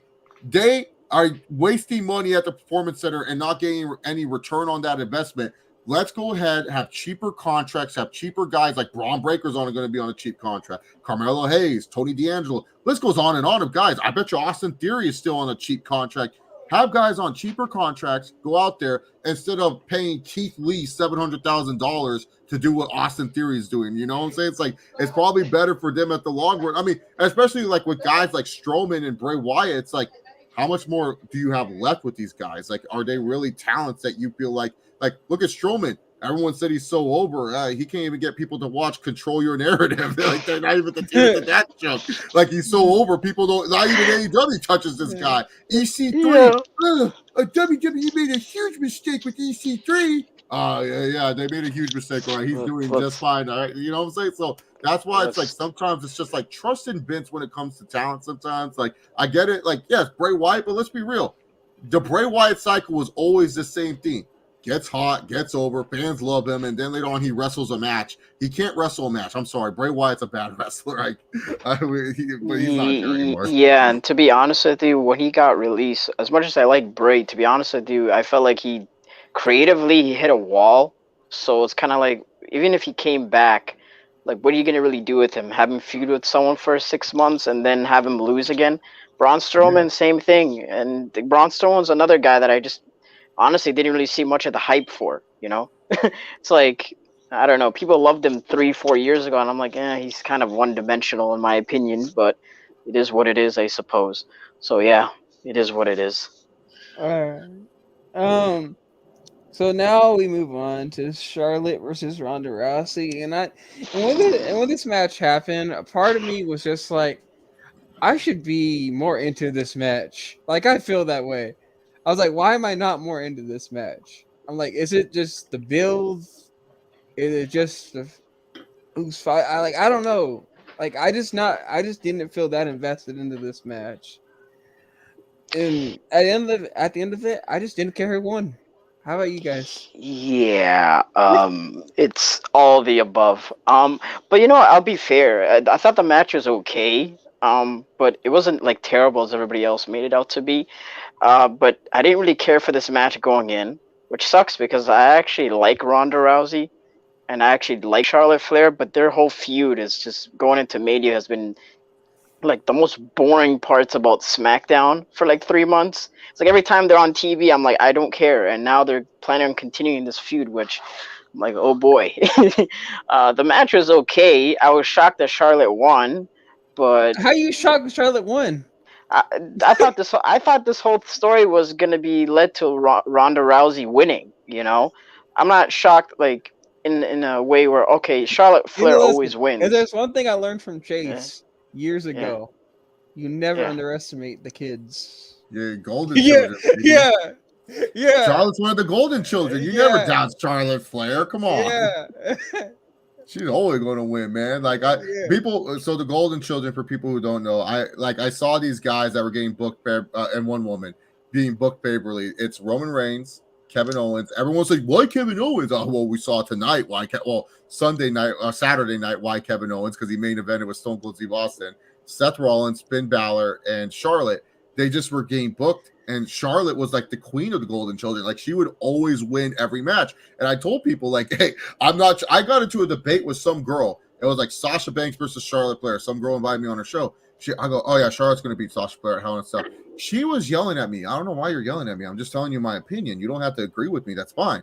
And I was telling her, I'm like, oh, look, Charlotte's the golden children. She's going to win. Until she loses, she's going to win. She'll lose on Raw. Sure, Raw, SmackDown, that's forgettable.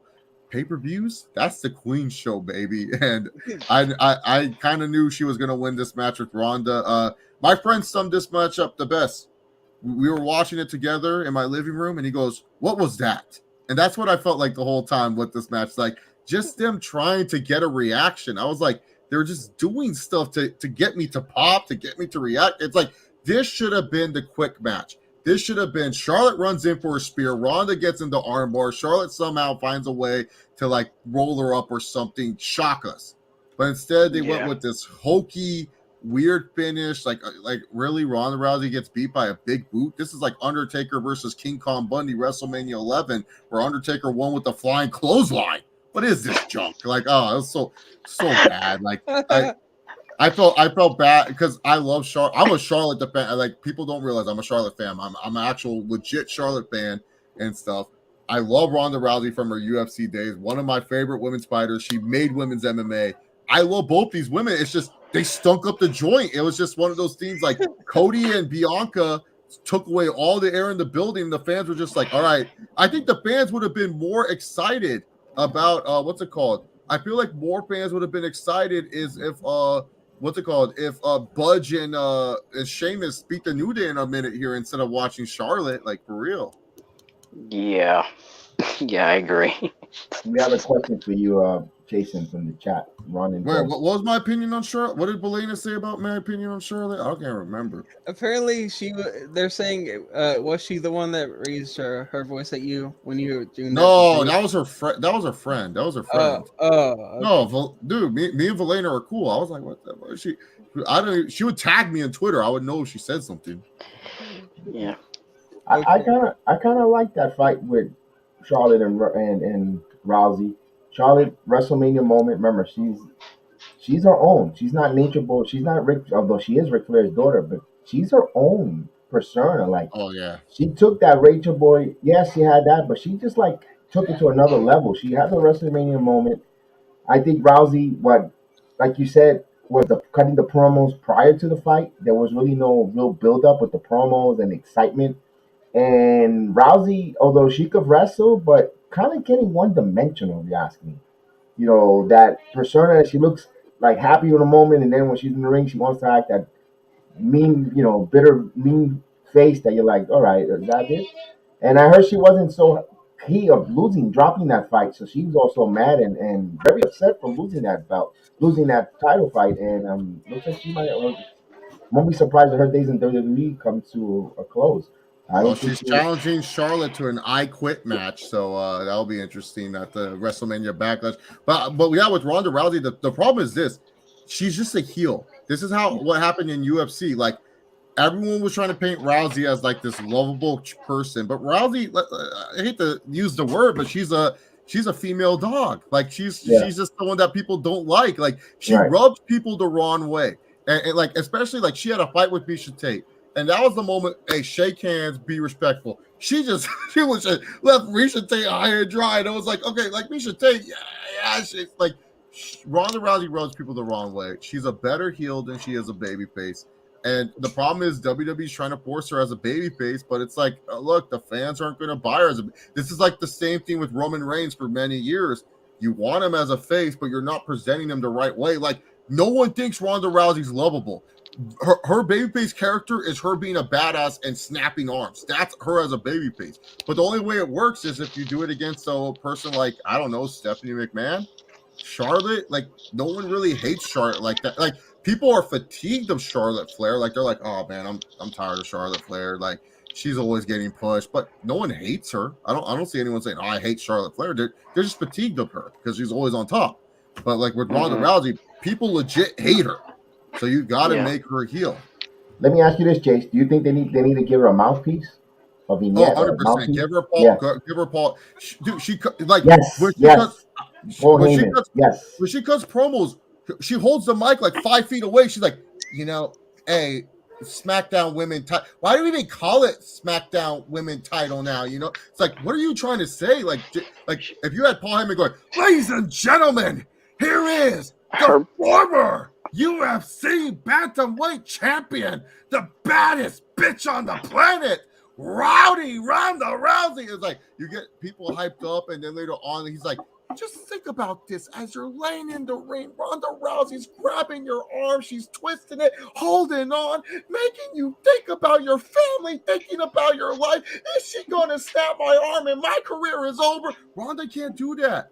Paul Heyman can, and that's why Paul Heyman's perfect. I know people don't like it, but Paul Heyman's the one guy where it's like, hey, we need to fix someone's mic work, or we need to add some pizzazz to a character. Hey, look, it worked with Roman Reigns. Why won't it work with Ronda Rousey? And Paul Heyman has done it before where he goes between characters. It's not like it's like a hard thing for Paul Heyman to do where he helps Roman Reigns. And maybe that adds an interesting dynamic where Roman Reigns is like, hey, Paul, you're supposed to be with me, the bloodline. Oh. You're my advisor. Why are you with Ronda Rousey? You know what Paul Heyman can be? And I think all of us here will get the reference probably besides MK. He should be kind of like the Scott Boris of WWE, where he hires just random clients. Oh yeah. Look, my son says you had a great Paul Heyman impression. He's really thank you. Awesome. One of my better ones. Yeah.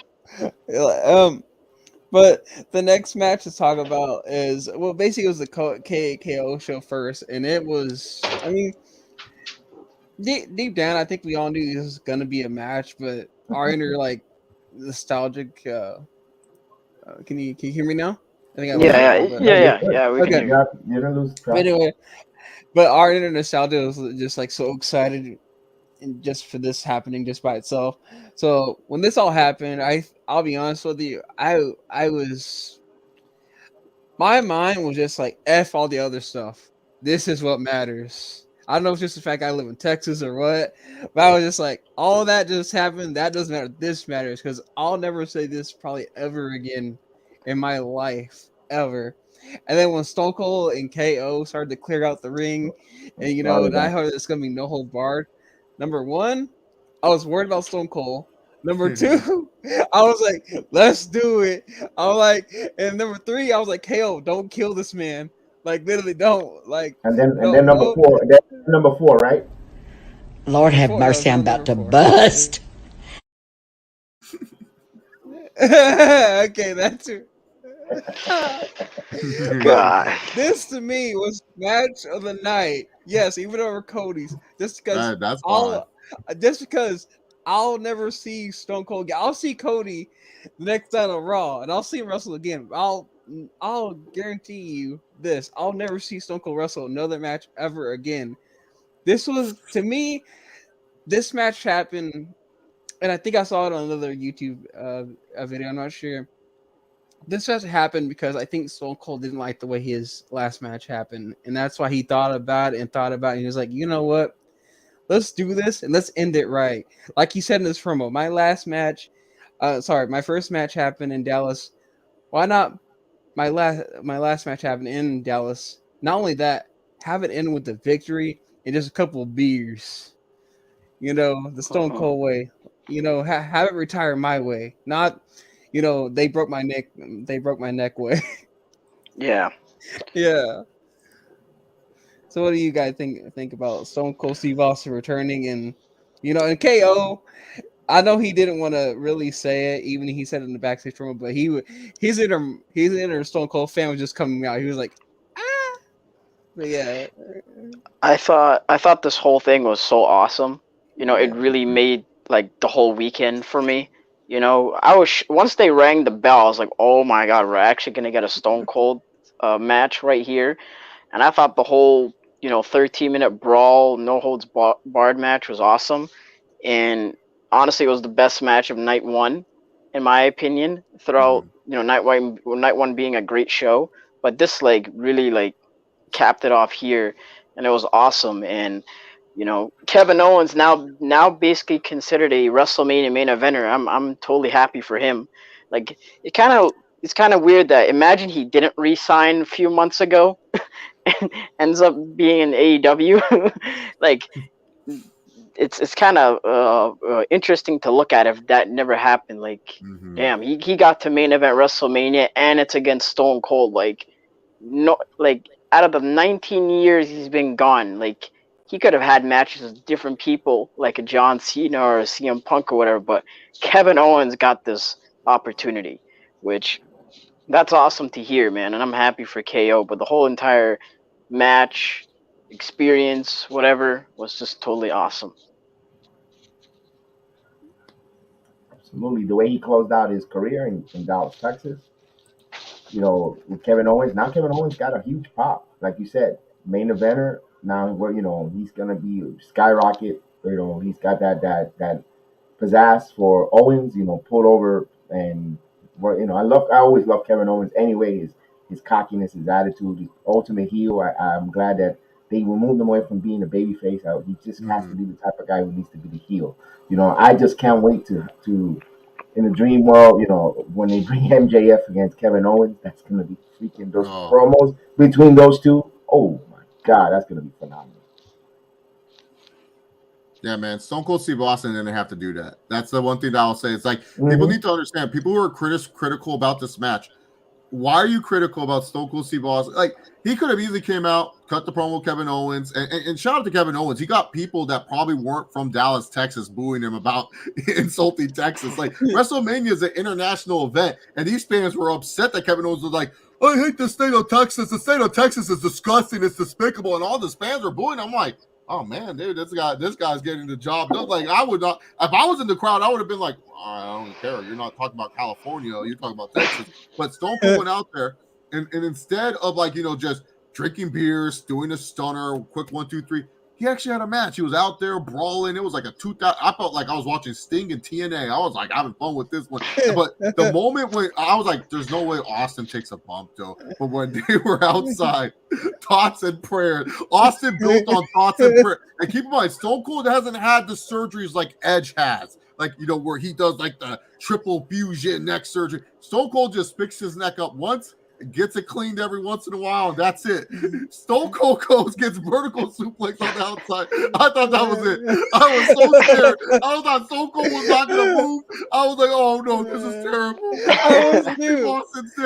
And then Stone Cold was like struggling to get out. I was like, oh no. But he did not need to do that. And I love that Stone Cold did it because he loves the business of professional wrestling so much. I'm happy Stone Cold went out the way he wanted to go out. He's never been someone to go back on his word. He's never been someone that he never went back on his word. He let that match with The Rock happen, and he didn't want to go back. But now he looked at it like this. He said, "Hey, look, Vince has offered me a hell of a bag. I make still money off my podcast, even though I haven't posted a new episode in a long ass time. I just work at a bar. I work at the Broken Skull Ranch. I don't really do anything.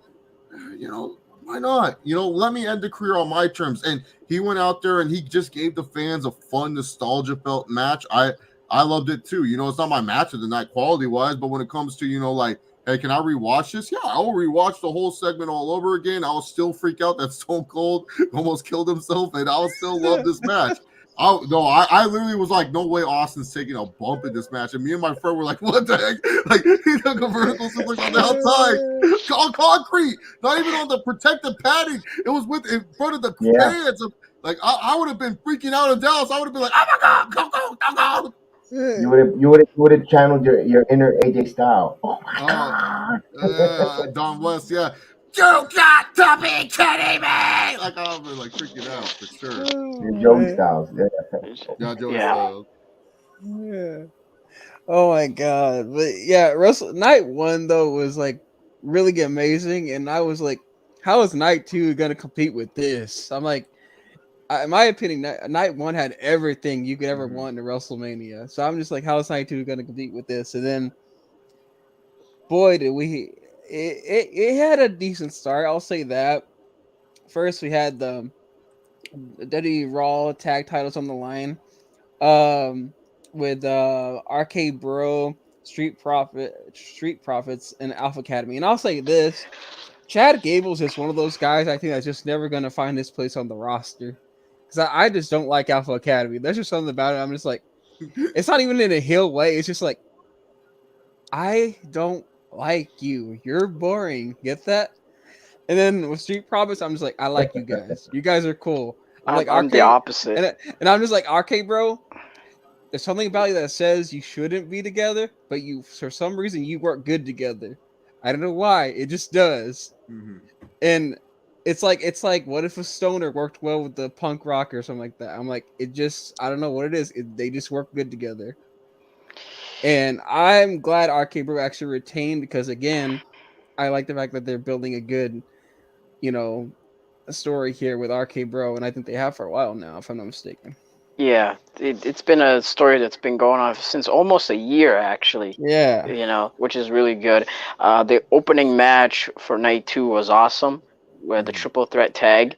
And as far as what you just said earlier, Heel, like, to me, I'm the opposite. Like, I actually like Alpha Academy. Why? What's so good about Alpha Academy?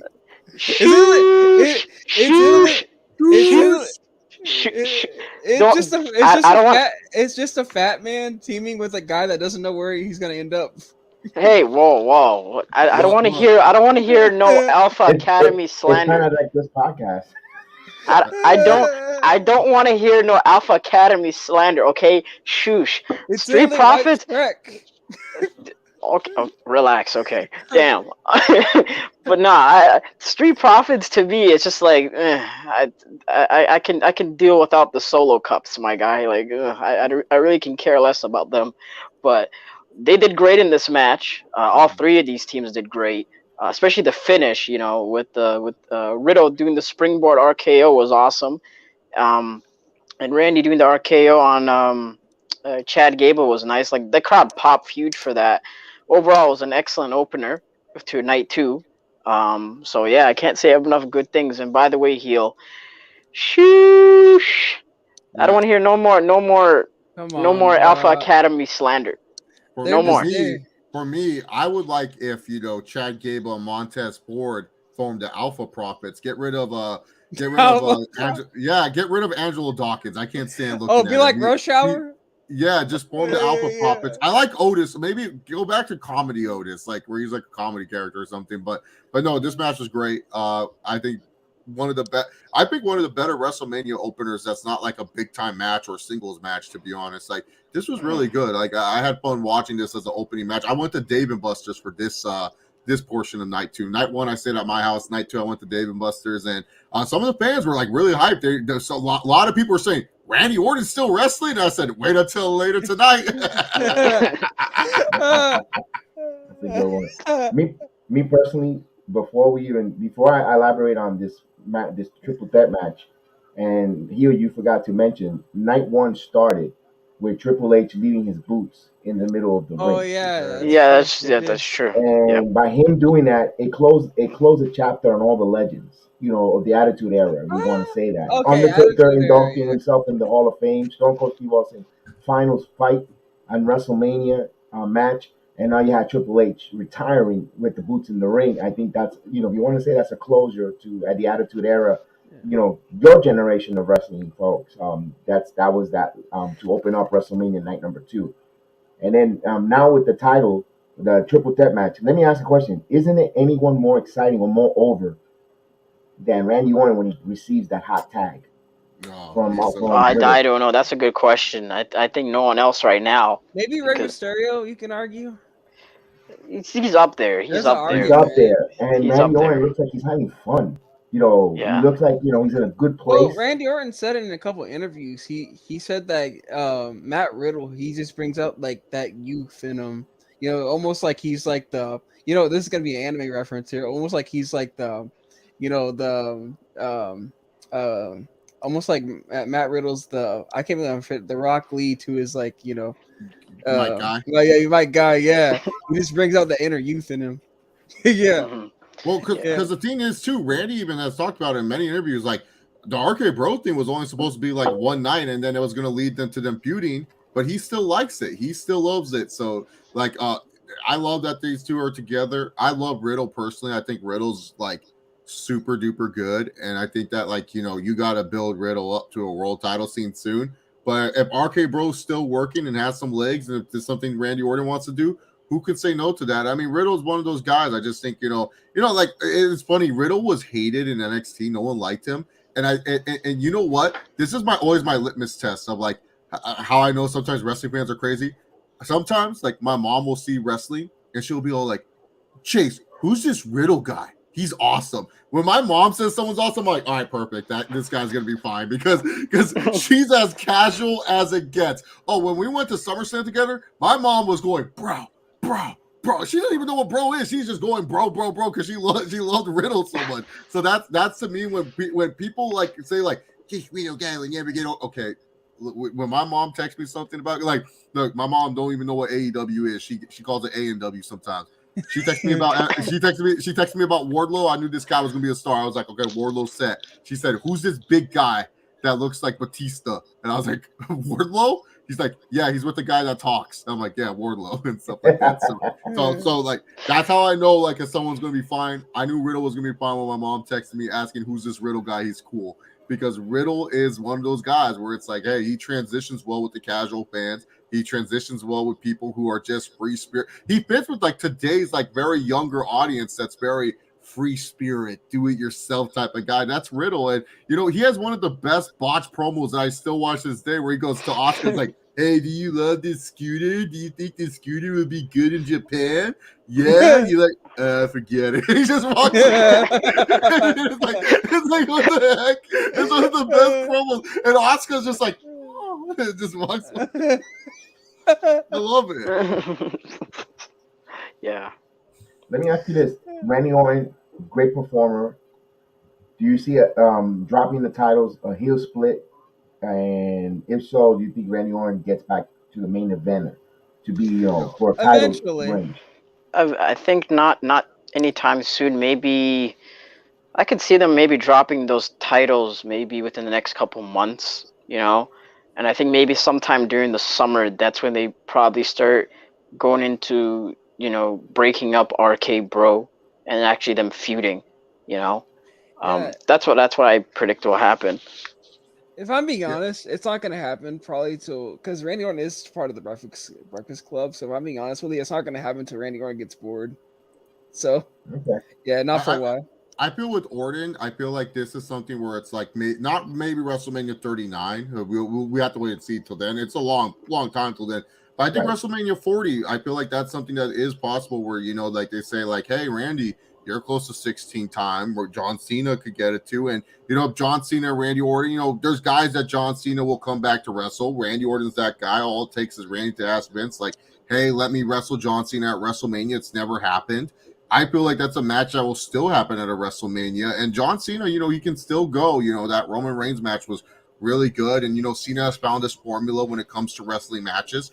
especially the guy like Orton, who he's had a cajillion matches with. So I feel like he will definitely be a main eventer again soon.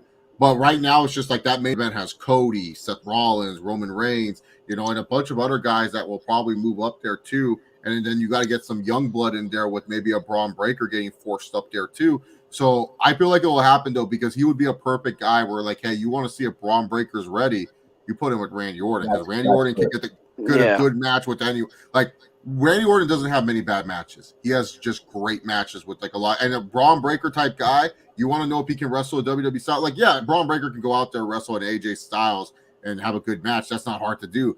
But go out there with Randy Orton and try to prove that you can wrestle that vintage WWE main event style.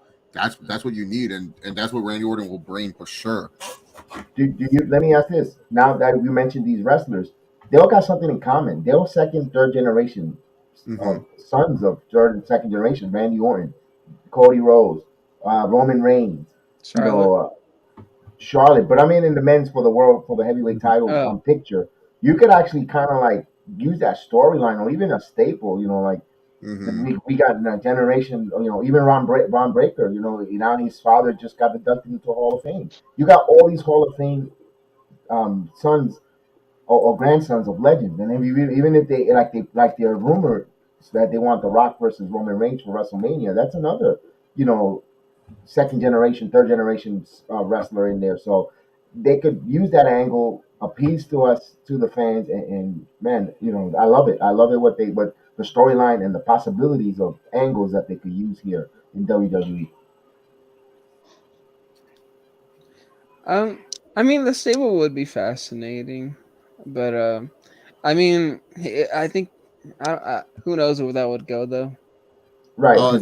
Just broke. Cody Rhodes is going to face The Miz on Monday Night Raw this week. I'm watching. Wow. Yeah. That's going to draw a lot of ratings. I'm a simp for The Miz. Everyone knows that. So. So am I. Yeah. Oh, and then announced on Dynamite, Samoa Joe versus Minoru Suzuki for the Ring of Honor TV title. I just saw it, so I like when I saw the Cody thing, so I might as well. Okay, that's cool. That's cool. Yeah, that's cool. Because did you guys talk about the Texas Death Match coming up in AEW, or did you guys? We did. Okay, yeah. You know that the title is going to be dropped there, right? Adam Cole becomes the champion. Yeah, I doubt it. I doubt it. I can bet you. Yeah, we still love our AEW fans, and we still like some stuff in AEW. It's just we're being honest. I'm sorry for everyone. We shouldn't. No, we shouldn't be honest, because then we're considered as bots. So we're robots, Weston. You're a robot. Yeah. But I think I think Red Dragons win the tag belts. They're gonna try to do what they did in NXT. That's exactly what they're gonna hold the belts. They're gonna have a strong hold of the belts. Sorry to pull you away. I just did what for the AEW segment. Mm-hmm. All right.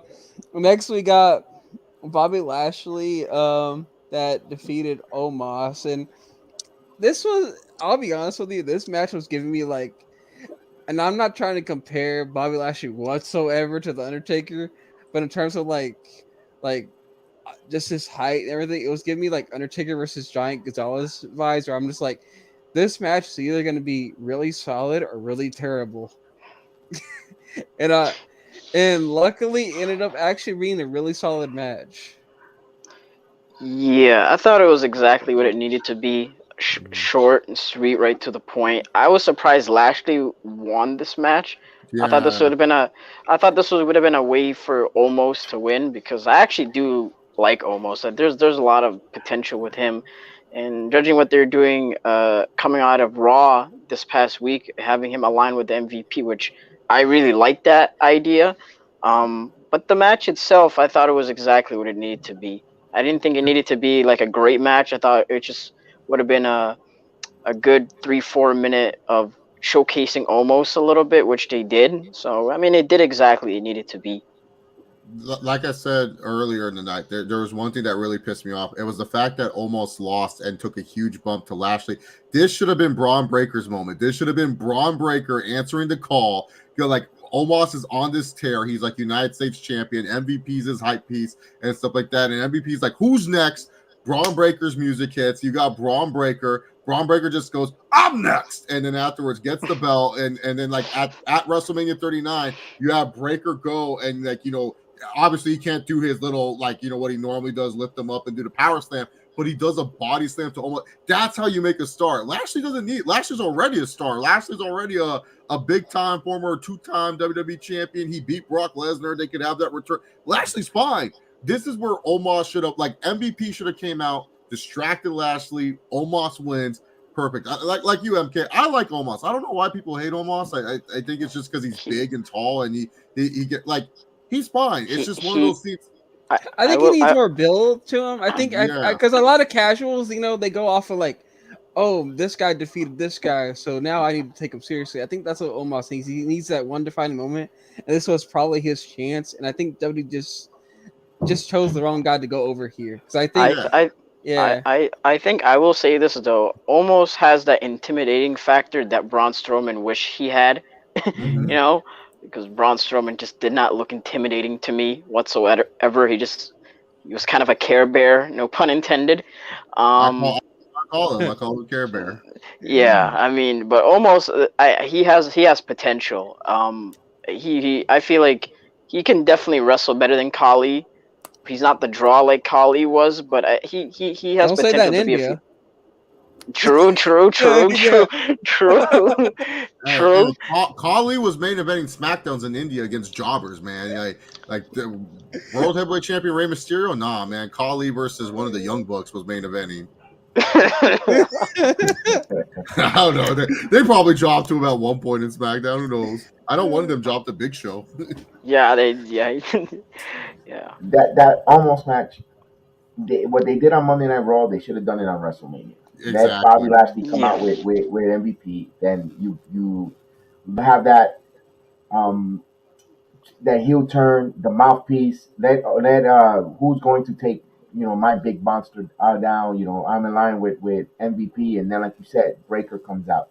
If you even want to throw a pop, have him come down with Scott Steiner just to show the crowd. You bring him down with Scott or Rick Steiner, which either work. And just both. That huge pop, both in their corner, and he just goes in there like you said, and man, what a splash! You bring in babyface, the new it factor and also you show, like we were mentioning, a son of a legend, and now you really can get it over. But I don't know. I think that's why I think if that might have happened, maybe if he would have lost the belt and stand and deliver, or won the belt. So I don't know. I think they had that plan and they didn't think about that with Osmos. So it'll be interesting to see now with giving a mouthpiece and MVP where that big guy goes. I mean, he could be a reign of terror and attack even despite losing in WrestleMania. I still think but there's a little bit of a law of invincibility that lost with Lashley. So I don't know. It all depends. Well, Jedi, I can see you're excited to get to Raw, so we'll just go ahead and cover it, I guess. With the just that part at least. With Omos and MVP turning on Bobby Lashley, that's actually a good thing. I think with that, Omos can finally get to a couple of not talk. That's another one. And on top of that, he'll finally get the wins he deserves, as long as they don't book it where MVP has to interfere every time for Omos to get a win. Every now and again is okay, but not to the point where you make Omos look like he's. I'm not gonna say the other P word. I'll just say pathetic. Yeah, there you go. I agree. Yeah, I agree. But you guys can talk about Johnny Knoxville and Sami Zayn, and I'm gonna answer my dad real quick. This was the greatest match of all time. But Dave and Buster's love this match. I'll tell you right now. Like Dave and Buster's was so hyped for Sami Zayn. Like I had people going like, bro, Johnny because I was wearing a Roman Reigns t-shirt, so I was like making it obvious I was a wrestling fan. So people were coming to me and my buddy who was wearing an Eddie Guerrero t-shirt asking us questions. And everyone was like, bro, Sami Zayn is taking on who? Like Johnny Knoxville's taking on who? When Wee Man came out, the restaurant popped like they're like, oh yeah. They loved it. So I'll say this: classic Attitude Era match.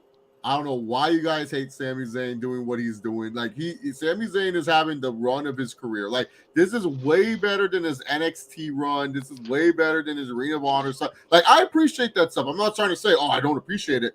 But what he's doing now, this is getting him on TV. He's doing like him and Kevin Owens had a really good match last year at WrestleMania, and now him and Johnny Knoxville, they had like a match that like you could put on YouTube, you can put free on TV, you can put anywhere. It's one of those matches that anyone can watch. Everyone's gonna be like, Johnny Knoxville's red. Okay, let me check this out. What the heck? Oh my, Wee Man! Like I said, Dave and Buster's Pot. When they saw Wee Man, it was like a big explosion going and stuff like that. So yeah. And that's the thing, Sami Zayn.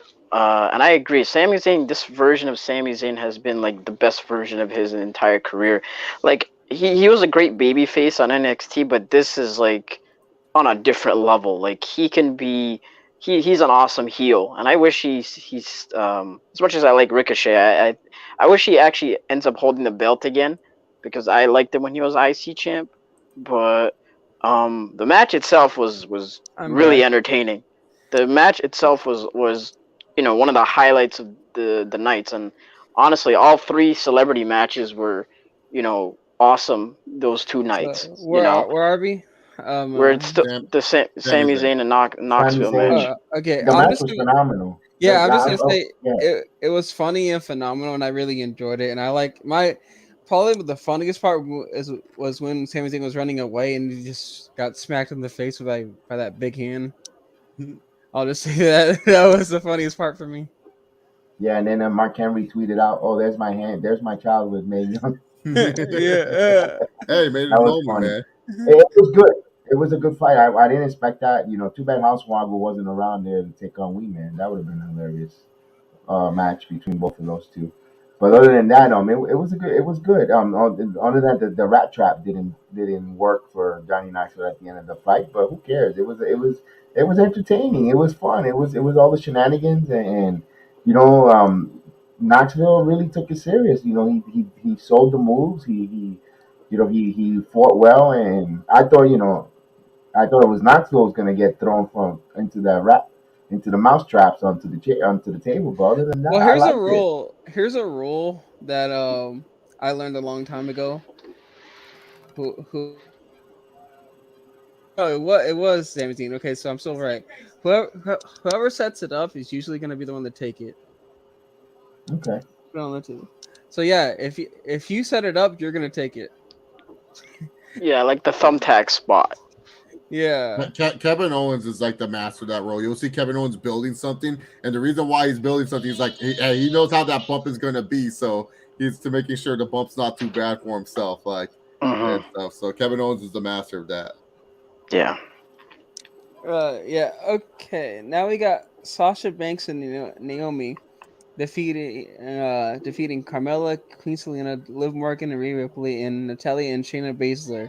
Fatal 4-way match for the women's tag team championship. Which, let's be honest, I feel like all of us going into this match, we're just like, okay, it's here.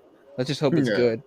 Basically. I'm happy the women could get a WrestleMania paycheck match and stuff. That's pretty much it with me. I was like, okay, I didn't think the match was bad. It was just kind of just there with me, So it is what it is, I suppose. I mean, Naomi got a championship, which was cool. So that's pretty much it.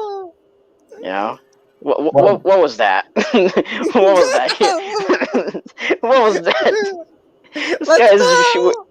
This guy is waving his hands like he's playing Yahtzee or something.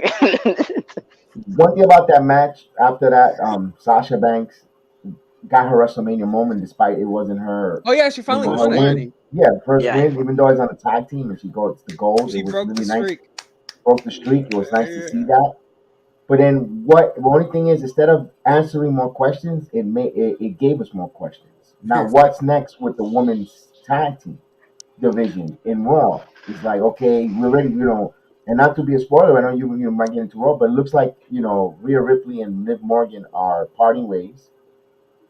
Can you run that back again with who's gonna fight now for the women's tag? Do we really think Natalia has a title run with Shannon?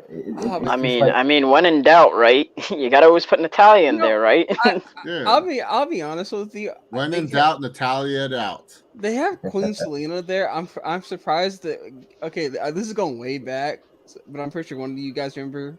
So they have Queen Zelina, but I remember when she was Rosita in TNA. I'm surprised they never brought her other half. Rosita? Yeah, I'm surprised they never hired her to wrestle with her or something like that. She's an AEW. She had the knockout match with Big Swole. Oh. On AEW Dark. What Elevation? I can't remember. AEW has all these other shows. I'm just like, why are they happening? Anyway, next we got Edge defeating AJ Styles. A guy at Dave and Buster's, when he saw Edge, he said, "No way, this guy's still wrestling." And I had to explain to him, and I was like probably a lot of beers in, and so I was like, dog, no, trust me, Edge has been like he retired in like 2011, and then he goes, dude, why is he back? And I was like, to prove himself. I was trying to explain to him drunk about Edge being back, but yeah, he saw Edge. He was like, "Oh, this is interesting." Like, because Edge doesn't have the "You think you know me" anymore. Like, he doesn't have that. So he has that new Alter Bridge song, "The Other Self," and he saw the throw. He goes, "Who's that?" And then he saw Edge. He goes, "No way!" He could not believe Edge was still wrestling. It was so funny. I guess that's one way to get a pop. Is this when I texted you? Yeah. When I was like, "Yeah, I'm pretty drunk, but sure." Oh man, this match. This is one of those matches. Either you really loved it or you really hated it.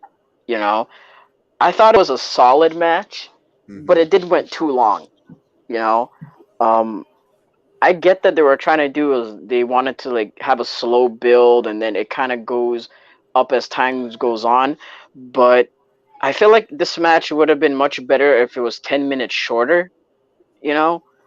But I thought it was a good match, and I think they'll have better matches down the road. But I feel like with a lot of Edge's matches in recent years since his return, that a lot of his matches tend to be 30 minutes long. Like, I don't want him to have that Triple H thing where it's like his matches have to be 30 minutes long, where it's like, I don't want that to be the case. I don't want that to be a pattern for him. But I thought the match is good, told a really solid story. I'm interested what they do with him and Damian Priest going forward. So, and I think it's one of those things where it's like the first match isn't really going to be the best, but maybe their other matches down the road will be, But it was a good match. Not great, but it was good. I feel like with AJ Styles, he's kind of like in this weird pattern whenever he has dream matches at Mania, they always kind of fall a little bit flat. Like WrestleMania 32 with Jericho fell flat. It was not really like the best AJ Jericho match. They had much better matches later down the line. Randy Orton and AJ Styles at WrestleMania, I believe 35, the fans were chanting "turn off the lights" the whole time, so they didn't really get to see it. But that match even felt a little flat for AJ Styles and Randy Orton. Even the Shinsuke match. The Shinsuke match. Look, people were saying, "Oh, you got to watch the New Japan match." And for whatever reason, Shinsuke, and I was like, I've been big on this, Shinsuke signed to WWE so he could coast. He signed so that way he wouldn't have to kill his body anymore wrestling that New Japan style. AJ and Shinsuke was just that, it was so like bad, but their matches were good. Their other matches were really good. The Money in the Bank match is actually a really good match between those two. And you got this Edge match, and it felt the same way where it was like, yeah, this is fine, but this is like probably one of the weird things with AJ. Like, I would rather take AJ versus Shane McMahon or AJ last year in that tag match with the New Day over this match, just because it's like, to me, it's like, yes, this was a good performance for Edge, but AJ Styles, it was just kind of like an okay performance for him. And then like the Damian Priest scene, it's like, that was such a, he just looked at him. Why is AJ distracted about Damian Priest? Like, come on, AJ, you should know you were in a tag team the last few years. You don't worry about what you coached Omos on this. You told Omos, focus what's in the ring, not what's out of it. You told him this.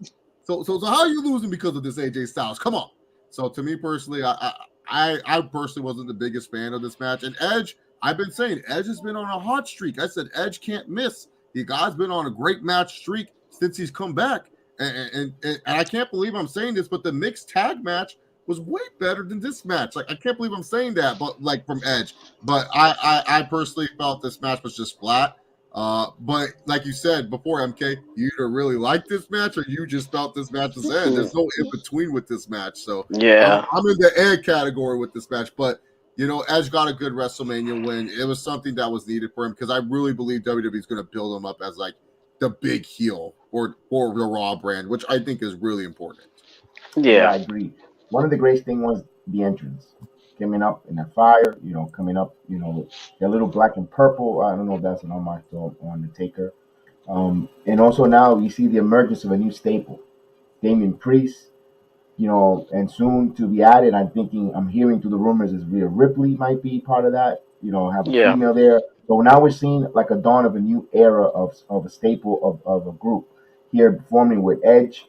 Like you said, the fight, I thought it was a little boring. It wasn't lackluster. I thought AJ Styles would have performed much greater, much better. I don't know if it's because if Edge still has the gloves on him that he's not 100%. I felt like AJ Styles held back something. It wasn't his WrestleMania match with Undertaker at the Graveyard fight. That was phenomenal. Great match. Yeah, that was a hell of a match.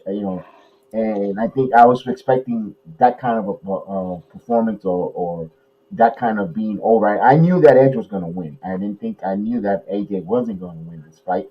But I said, well, give me a WrestleMania moment that you have with The Undertaker. That was phenomenal. Seriously. And it didn't live up to it.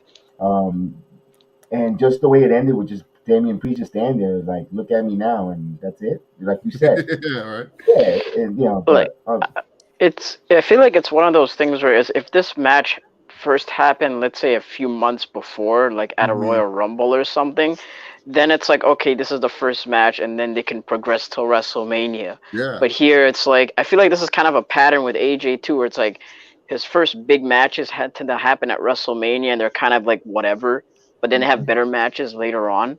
So it's weird because he would have great matches with people that you didn't expect him having great matches with, but the people that he would Shane, the Shane match honestly was probably his best match yet, either that or the Taker one. At WrestleMania. Heck, I even enjoyed the tag match they did last year. Last year I love, like, I can tell you, my mom was so excited when AJ tagged the big guy. She was like, oh, here comes the big guy. He got so excited. So that was the first time seeing AJ Styles too. And I was like, Mom, what do you think about AJ Styles? I've always liked this guy. And she goes, he's all right. So he didn't pass the litmus test. I think it's just I think a lot of it has to do with like so much high expectation with a lot of these matches with AJ, and I love AJ. A big fan of his. I just think that his matches, especially with guys like a Shinsuke or an Edge or whatever, like there's so much high expectation that you tend to feel disappointed in the end. Yeah. But then if he's wrestling guys like a John Cena or Roman Reigns, it's like he puts on match of the year candidate kind of matches. You know what I mean? But I think these with him and Edge going forward, I think they're gonna definitely have better matches, within the next weeks and months to come. So it is what it is. I think MK just said it, at least kind of. I think the best thing to do with AJ, and I know this is going to sound really bad to some people, just don't expect good matches from him, and then you'll see great matches. Expect a great match, and it's just going to be I can see that. Yeah. I mean, I guess you could do that, but think about it. Think about it. The Boneyard match, everyone was like, really? Recorded? And then it ended up being really good. I love that match. Yeah. Like, when it first starts, AJ says, "What a run! Let's go!" He gets all excited. I love it. Yeah. But next we have Sheamus and Ridge Holland with Bush. Next. You can watch it on Netflix and Pinky Blinders.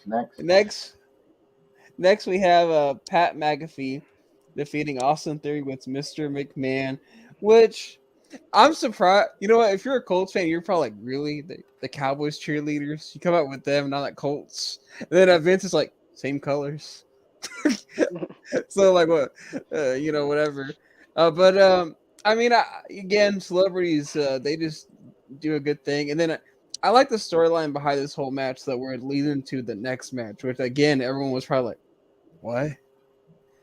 What? No, really, really? At like 76 years old, this is really gonna go down?"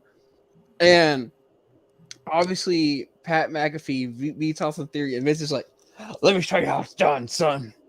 Yeah, yeah. I'm just gonna yeah. I'm trying. I don't promote losers here, Austin Theory.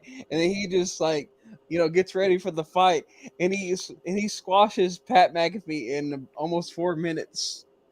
And I'm just like, I bro, you just squashed Pat McAfee in 4 minutes. Number one, I if you're a casual, you probably buried Austin Theory just a little bit. Because, like, a 76-year-old Vince just went in there and said, "This is how it's done, son." It's fucking Austin Theory can't get a win over the guy you just buried.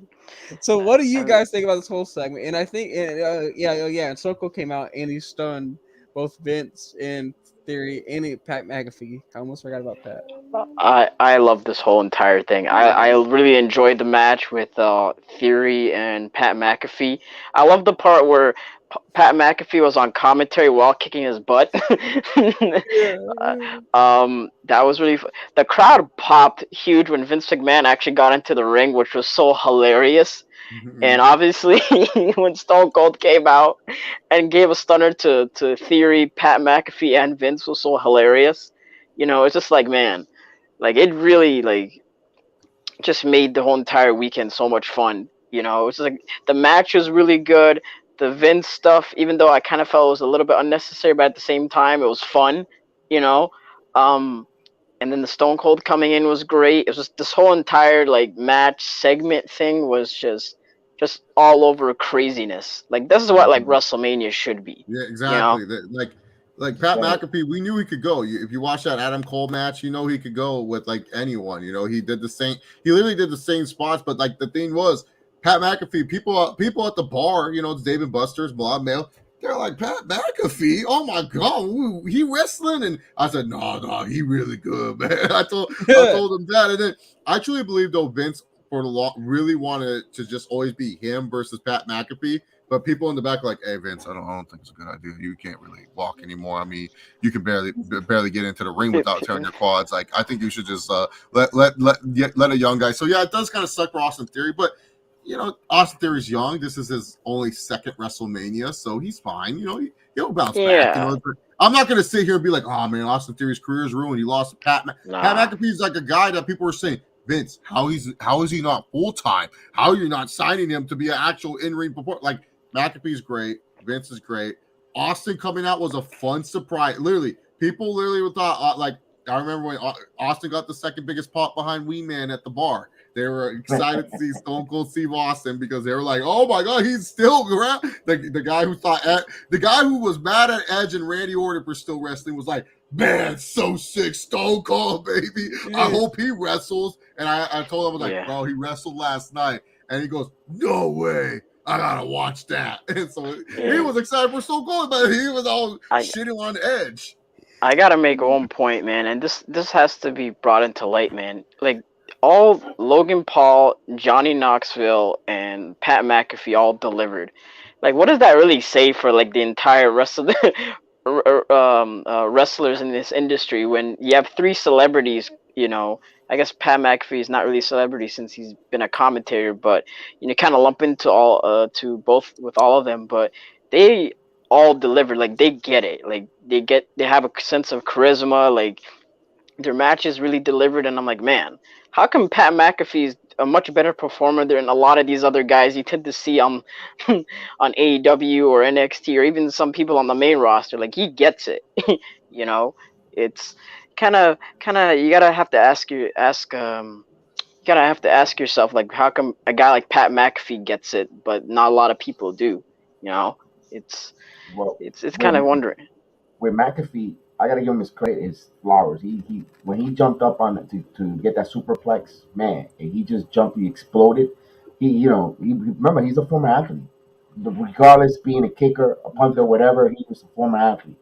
He knows, he's been through the conditioning, the workouts. He knows what it takes, and respects the hard work and dedication to get not just in the ring, but to be an athlete, a professional athlete. Logan Paul, also boxer. Regardless if we think it's a joke and it's a novelty of fighting, but you still got to condition. You still got to work hard. You know, you got to The put thing that with Logan Paul determination. too, like you're talking about, look at Logan Paul's body before and after boxing. You can tell the guy used to be a high school wrestler in the state of Ohio, solid state wrestler, almost made state, I believe. Didn't qualify completely, but he's an athlete. That's why when people are like, he can go, it's like, yeah, Logan Paul's an athlete, bro. Like he's not like, it's not like, because before WWE would get these actors who were just like, they weren't athletic. They were just like, oh yeah, well, like we could do this and stuff like that. But there was no performance center. There was no PI to train these guys and say like, hey, this is what you do. This is how you wrestle. That's why Bad Bunny did such a good job. He was at the he talked about on the shot with LeBron James. Yo, I was in there like 7 days a week. I moved to there to train, to learn, because I wanted to go out there and perform. Nowadays, that's where they have it. They have a performance center where it's like, oh, can you imagine if like the celebrities in the past that had to wrestle, like if they had a performance center, they would have wrestled so much better than what they did in the past. But there was no performance center. Before Bad Bunny, the all-star celebrity was literally Stephen Amell and stuff like that, because everyone loved him from Arrow, and he actually did a good job for both WWE and All Elite Wrestling. Well, it wasn't AEW, ROH All In, as I like to call it. But you know, he did a good job for those companies, and in fact, he has a successful Stars TV show called Heels. So that's why it's like, to me, it's like, it's so great seeing WWE, you know, training these guys the right way, and these guys are absorbing it because they're like, yo, this is like a cool opportunity. Like Logan Paul, if you listen to his podcast, it's a rough listen, but he loves this. He literally talks about how he's going to do this full time. I don't know if that's the case. It doesn't seem like it, but hey, you know, props to the guy. It's a tough business. I'm trying to get into it myself. It's a tough business. Gotcha. And I wanted to comment about that fight. I think with McAfee, with Austin Theory, despite the fact Austin Theory losing, I could see him being the next United States champion. He has that fight with Finn Balor, and I think McMahon, you know, they're gonna pull him over. They're gonna push him over. They're gonna give him a big push here. He's gonna be a star. He's gonna be the next United States champion. I think he's gonna get ready for a push. And I also like, you know, everyone's critiquing about Vince McMahon. You know, I love when he took off his shirt, got in there, you know, unbuttoned the shirt, got the biggest pop there, you know, getting in there and clothesline. So what? You know, the old man botched the Stone Cold Stunner. He's 76, 78 years old. He got nothing left. You know, come on, stop it. Stop being a mark. Stop. This guy didn't even sold the Stunner even in the Attitude Era properly. So what's the point? Yeah, I thought it added more to it. I thought it was hilarious. Like he got kicked too hard. He was like, oh. Yeah, you got to be more concerned that he didn't roll his quads there on that when he botched that Stunner. But you know, McAfee sold that Stone Cold Stunner really good. I think better than Austin Theory. Austin Theory oversold it. He jumped up like a bunny rabbit. And then what you thought when after he got stunned, McAfee's drinking the beer on the floor. That was hilarious. Hey, you gotta have that moment where Stone Cold's there, so you can say you drunk bigger Stone Cold. Like, I don't care what else. Like, yeah, that really got the pop. Yeah. That really put everyone over. Got everyone excited and happy, because that was really one of the most highlight of the night. You know, as we get ready to talk about the next match. Yes, and then we're gonna cover Raw, whatever little that was, and then we'll be done. So next is one of those matches where everyone's like, "Who's gonna win? Brock Roman?" And I had some people that I'm friends with, they're saying, "Oh, watch, Brock's gonna win." And I'm like, "Really?" And again, this is where you add the taste all over, you know, spice to it, where it's like you never doubt the children. I was like, "Watch, Roman's gonna win." And they're like, "How?" Brock broke the streak and all that, and I was like, "No, watch, Roman's gonna win." And the next thing you know, Brock has him, teases it at 5. Roman gets off, spear, 1, 2, 3. Next thing you know, we're hearing the tribal chief music, and everyone's just like, okay then. And next thing you know, he is, acknowledge me. I enjoyed this match. I know people say that this match was very disappointing as a main event for WrestleMania, especially how much advertisement and build. Like, first and foremost, they said this was the biggest match of all time. They didn't say it was going to be the best. So let's just let's just call it for what it is. I expected this match to be what it was, which was just another Brock Lesnar, suplex fest and Roman doing a bunch of Superman punches. So it didn't really it actually just met my expectation. I know Roman got hurt, and I wouldn't be surprised if the match got cut short because of it. But it did. The fans were into it. The crowd was into it. It had some heat. I thought it was a good main event. Wasn't exactly their best match, but I thought it was a good main event.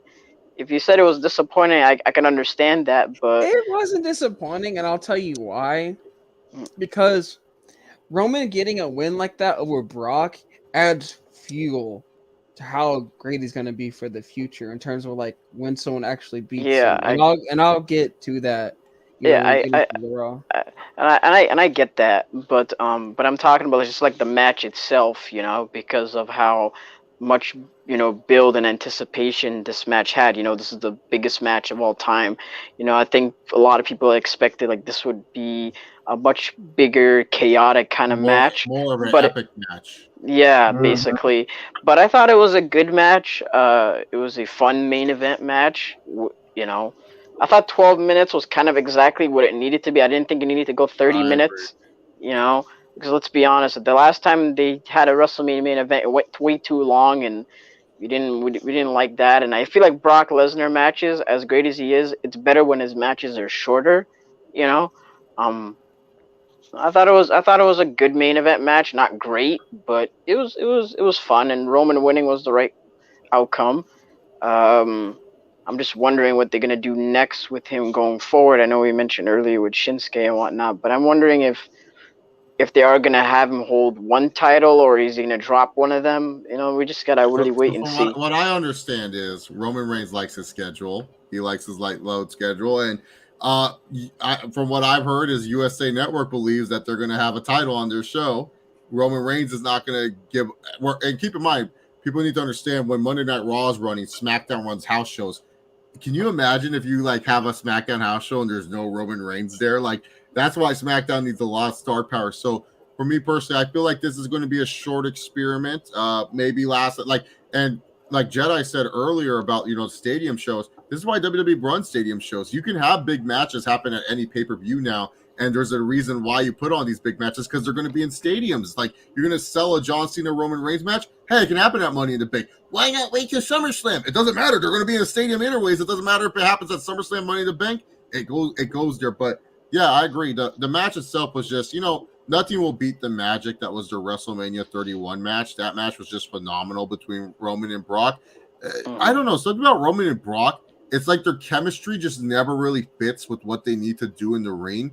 The match was fine, but it was just one of those. It was definitely one of those. I like to call them Triple H main events, where it's like I won't remember this was a main event at WrestleMania. Like Triple H has all these good WrestleMania main events, like against John Cena, against Batista, against Randy Orton. But do you sit there and you're like, when you think of those mains, like, oh yeah, Triple H main. It's like one of those Triple H main events. Yeah. You tend to forget it, but it was a fine match. But you go back and you watch it and you go, huh, how did I forget that this match happened? It's like one of those matches. So Roman and Brock, in the moment, I remember the guy that I was talking to. He goes, who's this rip-off Jason Momoa? And I go, that's Roman Reigns. That's The Rock's cousin. And he goes, he don't look like no Rock. And then that's how we left our conversation. He just said he didn't look like no Rock. So, but that was my buddy that whole night. He was not my friend in the buddy I was talking to sitting next to me. But yeah, it was a very solid matchup, solid title. Like I said, Roman Reigns winning was the right decision. If Brock would have won, I wouldn't have been upset because you got to start building foils for Roman Reigns. Now, Roman Reigns now is solidified as the guy of the company, which they failed to do for so many years. Now it's time to start building those foils. You already wasted one of them in the Demon. You already wasted the Demon Finn Balor. Sorry, I'm so used to the accent. But the Finn Balor, you already wasted the Demon.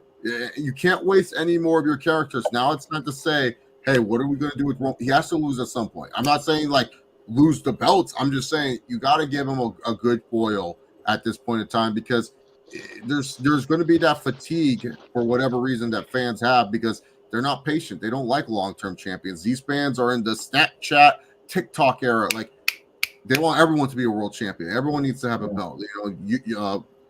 Pete Dunne, Budge, whatever your name is now, you're champion too. Like, they want everyone to have a belt. But I like what Roman's doing, but he's already been solidified as that guy. It's time to start building up the foils. It's time to start building more character depth. It's time for Roman Reigns to start losing some control to bring a little bit more interest in his character. But this match was fine. And if Brock Lesnar would have won, that would have been fine too. But I understand if you need to give Roman Reigns his a good main event win, because the last time he main evented one, let's be real, it was so sad. Him and Undertaker put on an abortion of a main event that I never want to remember in my life. Yeah, Roman's never had his moment. And when he did have a chance to get his moment, it got stolen by either, I guess you say, either an iffy match or by Rollins. By Rollins. Yeah. So, yeah. Yeah. So with that said, and I'm gonna Hold on, say, let me mention something about the Roman and I just want to tell people we're gonna save the Cody promo for last. So okay, for people that are excited about that in the chat, what I'm gonna say about the Roman Reigns and Brock Lesnar, I think Lesnar was supposed to win that fight. It got changed last minute by McMahon. It led to the point where Brock was so upset he didn't go to the Hall of Fame. He's real good friends with Undertaker. And if you notice, he was nowhere near the Hall of Fame induction. He was, when they told him the news, no, we're going with Roman to win. There was rumor, speculation that he told Vince, I'm done with the WWE. So I don't know if he's taking some time off or he quit. Hopefully I'll listen through some dirt sheets to see if that's true, or with more to that. Also, with Roman Reigns, they're building that undefeated streak. He hasn't been pinned for so long. If I see Roman Reigns, if they're going to break the Universal title or drop it, it will be in a triple threat match. I think so they can say that Roman still hasn't been pinned to lose the belt, and he can still keep that streak and that baby, that cachet, that flair for him. And but the thing is, that's why I mentioned Randy Orton. Seth Rollins in the triple threat. He says, I've never been pinned. You get guys in there, where you could, who knows where we go next with that there. And like you said, Roman Reigns haven't had his own WrestleMania moment. I thought the ending of the match was very anticlimactic. The match was good, but I thought I was watching SummerSlam, Cena, Brock with the F5s over and over. It's like, and I know, Brock, you could wrestle. Give me some other moves besides Suplex City and an F5. Give me something else. You're a good wrestler. So, the match was okay, but like you said, to highlight WrestleMania for the final fight and the way it ended like that, it was like, okay, are you really serious? This is the end? That was the end you got? So that's the way I felt. All right. So we'll get the things from Raw over with, things that kind of people really don't care about deep down. So I guess Elias returned as Ezekiel. What are you talking about? That's Elias's younger brother. I was so I thought that was Eli Drake for a second, or LA Knight. I was like, bro, he grew up as he looked just like LA Knight, Ezekiel. It's crazy. So is it really his younger brother? Yeah, it's his younger brother. Okay, well, it's his younger brother, and I don't know what he's gonna do. Point is, he actually made his debut. That's cool. Yeah, like whatever. Veer finally came. Veer came. Veer Mahan finally debuted. I mean, we'll see where that leads. I mean, they made a big deal out of him, so hopefully he lives up to the hype. Oh, he'll be gone in 3 weeks. Yeah, the last time they gave someone this big, oh, he's gonna debut. Was fine, dango, and we all know what that went. Even Brodus Clay, they were doing the same thing. Then he came out as a Funkasaurus.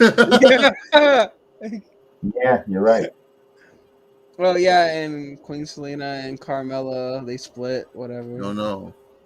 Yeah. Oh, yeah, we are already talking about MVP turning on Bobby Lashley. That was like a weird main event, though, where they had Roman just cut a promo like, I'm the champion. What's next? Find out on SmackDown. And no surprise or anything. It was just we just went away. I was like, huh, that's weird. Let me ask you this. Usually the Monday night after Raw is so buzzing, and they say the biggest Monday Night Raw after WrestleMania of all time, usually. Do you think they were fatigued? since it was 3 nights from SmackDown. I think they just didn't have any surprises. They're like, oh, we brought our big surprise. It was Cody Rhodes, and they knew people were gonna watch this Raw anyways to see what Cody was gonna say. And I think people because they've done such a good job. People have speculated Cody for weeks. More people have been watching Raw than ever. So I just felt they were just like, look, why blow our load right here? We already did it at WrestleMania. We're tired. Let's just go home to SmackDown and figure out, because who are you going to debut to change people's minds? You're going to what?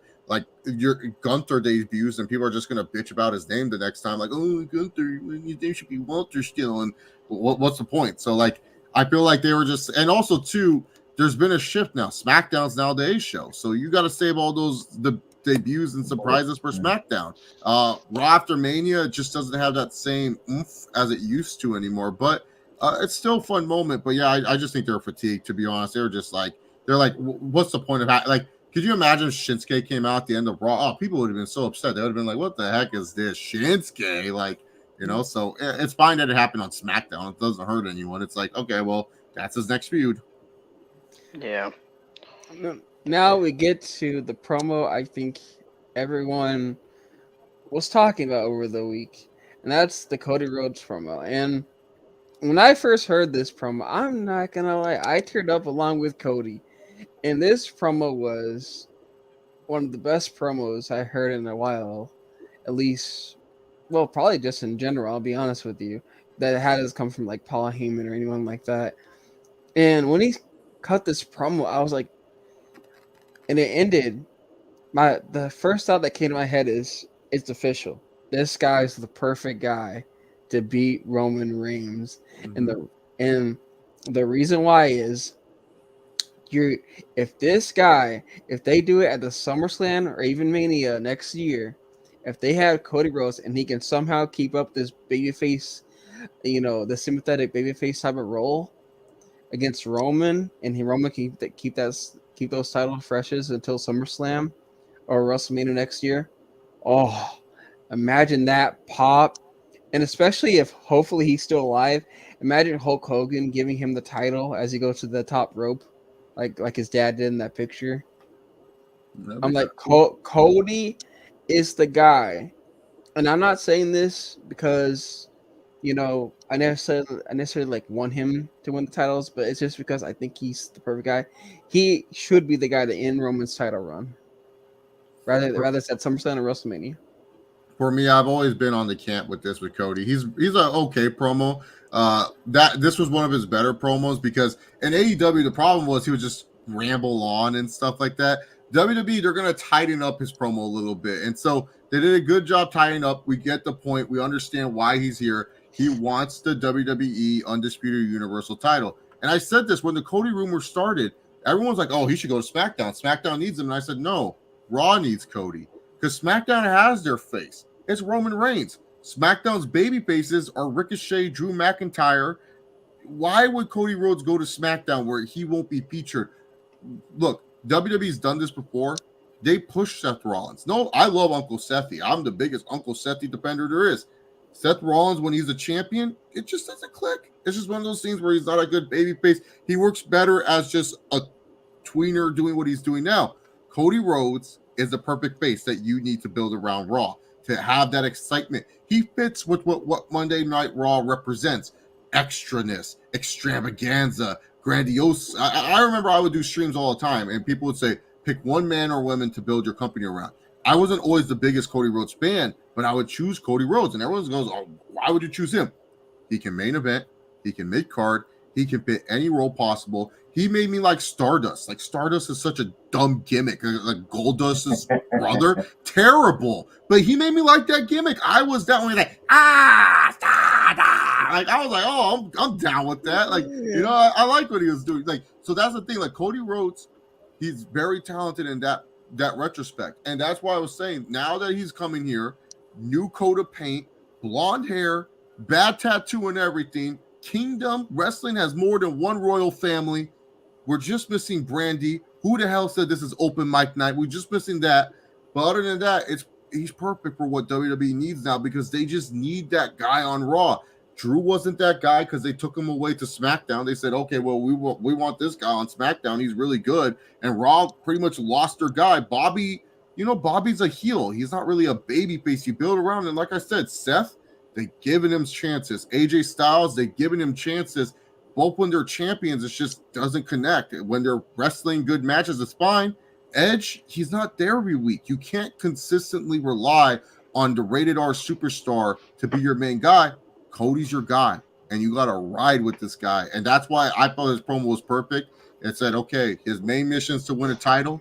He may have some road bumps along the way, but, I believe that Cody Rhodes will do well. We talked about it. Merchandise is selling. Guys doing well in general. Like, I feel like he's going to do well, and I'm excited to see what he does. Like I watched Raw. I haven't watched Raw, a full episode of Raw, and I don't know how long. But when I heard that that boy from Jacksonville might show up to certain episodes, my ass was like, oh, here comes Cody. I got to go watch Raw. I was watching Raw. And I haven't watched Raw because I only watch Dynamite and SmackDown. That's enough wrestling for my liking. WrestleMania weekend is the only time I'll actually go out of my way to watch more wrestling. But I literally was watching all 3 hours of Raw, and these are my two thoughts. Man, these shows are bad, but for whatever reason, I feel good because I always say, nothing beats Monday Night Raw in terms of excitement of professional wrestling. SmackDown can be on Fox. AEW can do their thing every Wednesday night. But there's nothing more nostalgic when it's Monday night. You come home after a long day of work. You turn on to the USA Network and Raw is on. Raw is always going to be my flagship show. So I was feeling nostalgic. Even though the episodes weren't great that I was watching, I was like, man, dude, I feel I'm happy again because, well, not happy again. I've always been happy. But as a wrestling fan, I feel happy because Raw is actually interesting. And now Cody Rhodes gives me a reason to at least watch episodes of Raw now. Yeah, that's how I felt too. Because, like, okay, I'm not gonna lie. I took a long break from wrestling for a while, and then after I came back into it, that's why I wanted to do the show with Jedi and all that, and Jedi decided to give me the, green light and all that. And the reason why I started to get back into it is because I was like, oh, a lot of great stuff are starting to happen in wrestling, and I guess I made the right decision because now a lot of great things are starting to really pick up, especially with this Cody return. And it's like now the things you can do with a lot of wrestlers in their prime now is just like endless. And if you're Cody right now, you had to be thinking to yourself, okay, I'm in my prime. I'm back at WWE. This is my chance. It's either now or never.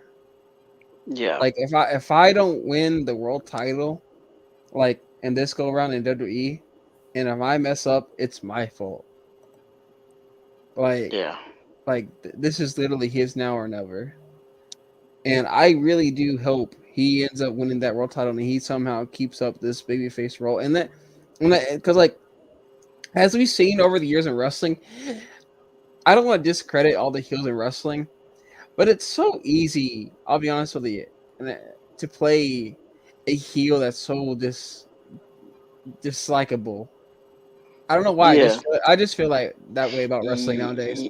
But it's so hard though to get over with the crowd as like a major bigger face. It's so hard to get thousands of people every week to cheer your name and want you to actually succeed in life. And ironically, that's how real life is. If you go around, for example, if anyone of us go to strangers and we ask them, "Do you want us to succeed?" They'll probably say, "Yeah, to be nice," but deep down, they don't really care. But if we go to like people that and be, jerks, we're automatically like they're gonna remember us forever. You know what I mean? I mean, yeah. I mean, to be honest with you, it's like it's easier for you to be hated than to be liked. So that's why it's harder for people to gravitate toward baby faces because it's easier to boo people, for their success and their pushes and everything like that. That's why it's very hard for a baby face, especially a white meat baby face, to really get over, That's why you sometimes see a lot of fans, they will say, hey, if a baby face is not working, turn him heel, even though that's not really the answer all the time. Oh, it doesn't work, turn him heel. Oh, turn this person heel. And I'm like, not everybody could be a heel. You can still make a baby face work. And I believe Cody Rhodes is that guy that can make a babyface work, and I enjoyed the promo he cut on Raw, because one, it's like he had a set mission and that's his road to winning the championship, and I'm like, okay, perfect. Now let's see where it goes from here. Whether it happens sometime in a few months or maybe within a year, I don't know, but it has me hooked, and that's what it needed to be. I didn't think it needed to be one of those promos where he's shooting about AEW. Like, that's not the point. It should be about what he wants or what he's setting out for, which is the title. So, yeah, I enjoy the promo.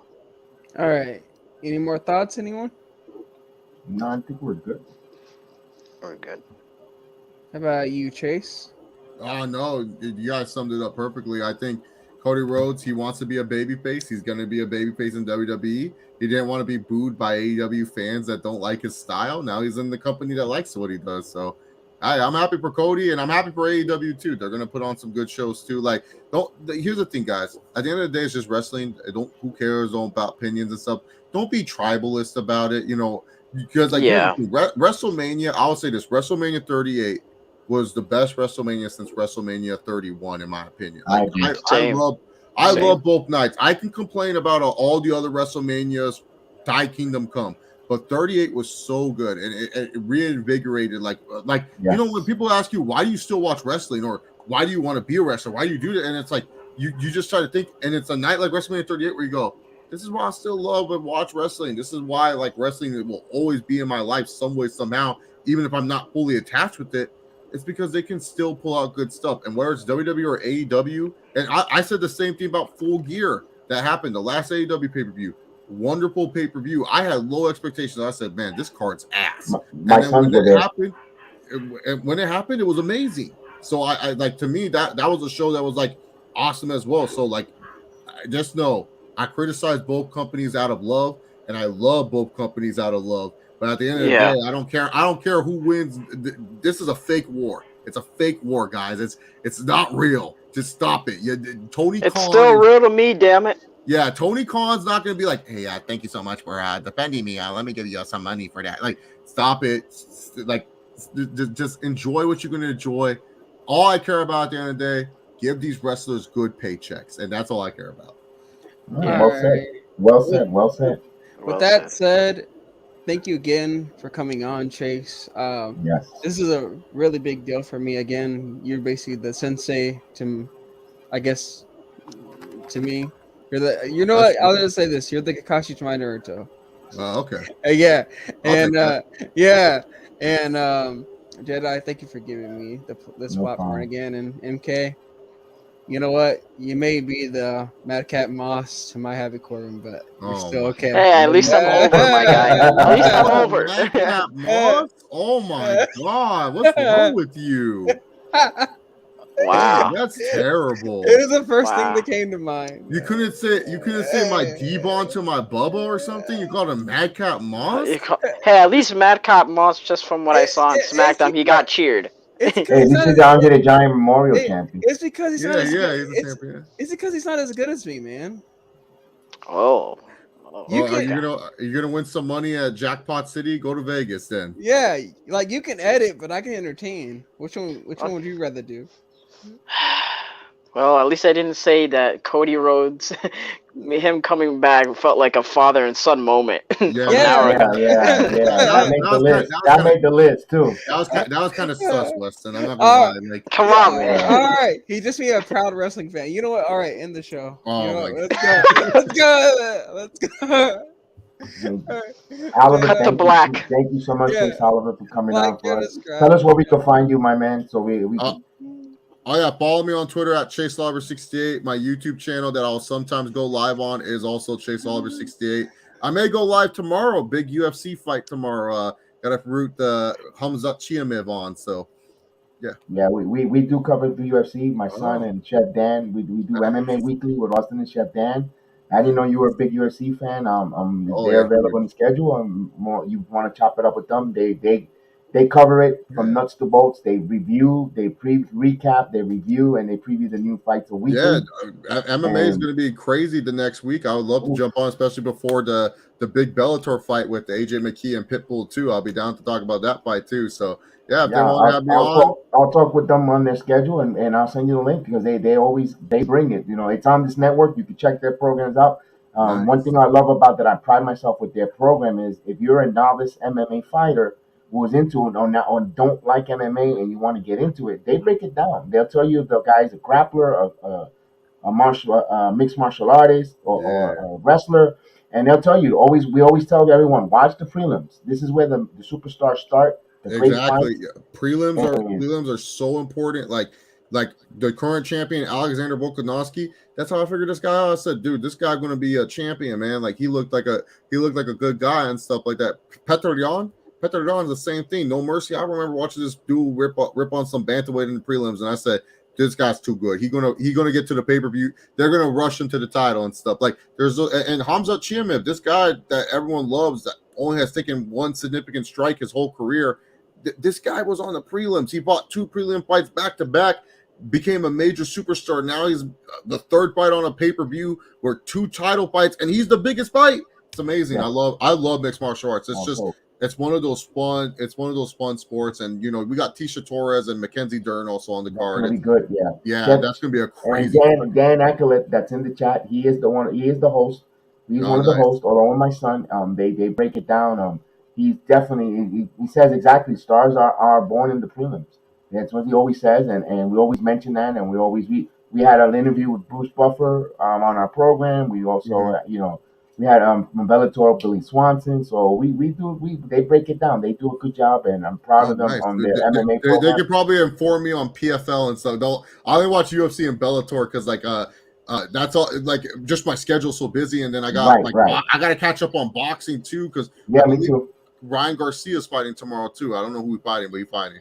One thing I stopped a little bit of boxing because boxing, they get too picky when clips and stuff. They put copyrights. I'm like, dude, we want to cover a sport that is dying of coverage, and you're putting restrictions. So but I love boxing. I grew up in the boxing world, but with the MMA, these guys break everything down. I appreciate them there. So I definitely would like to have you come on. If check with the schedule, they break it down, and both of them, they'll tell you what gym they fight for, if it's American Top Team, Sanford MMA. My son and Austin, they know, and Chef Dan, they know exactly. God bless my son with his memory. He knows if how many fight streaks they come in, and Chef Dan as well knows if they fought in Cage Warrior. So they're very knowledgeable. Nice. And I definitely would love to have you on as a guest with them. And yeah, I'll make it work. I'll get you on Twitter and I'll send you that there. But I appreciate you again.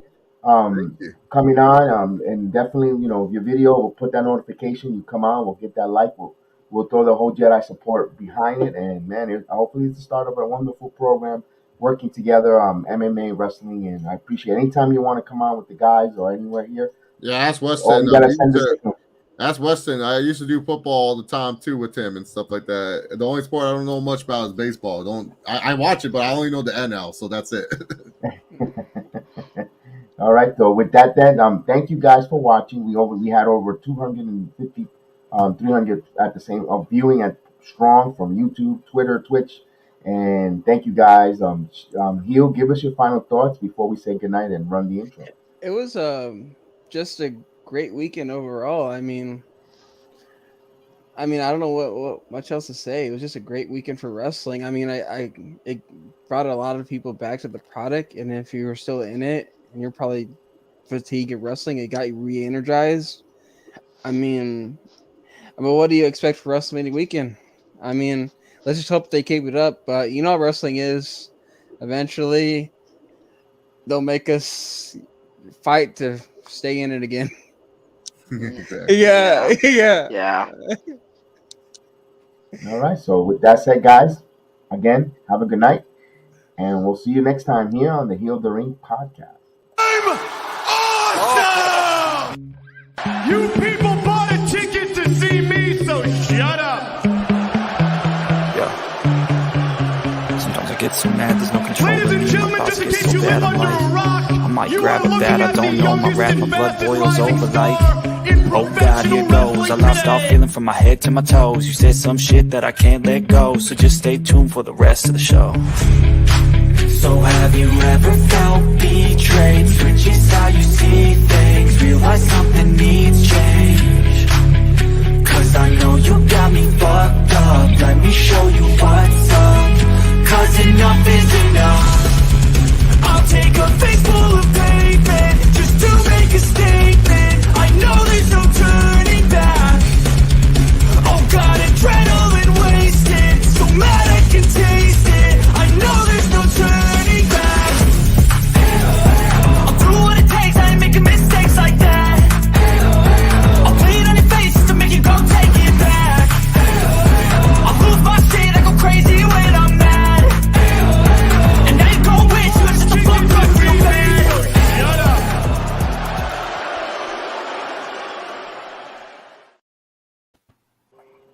Eugene.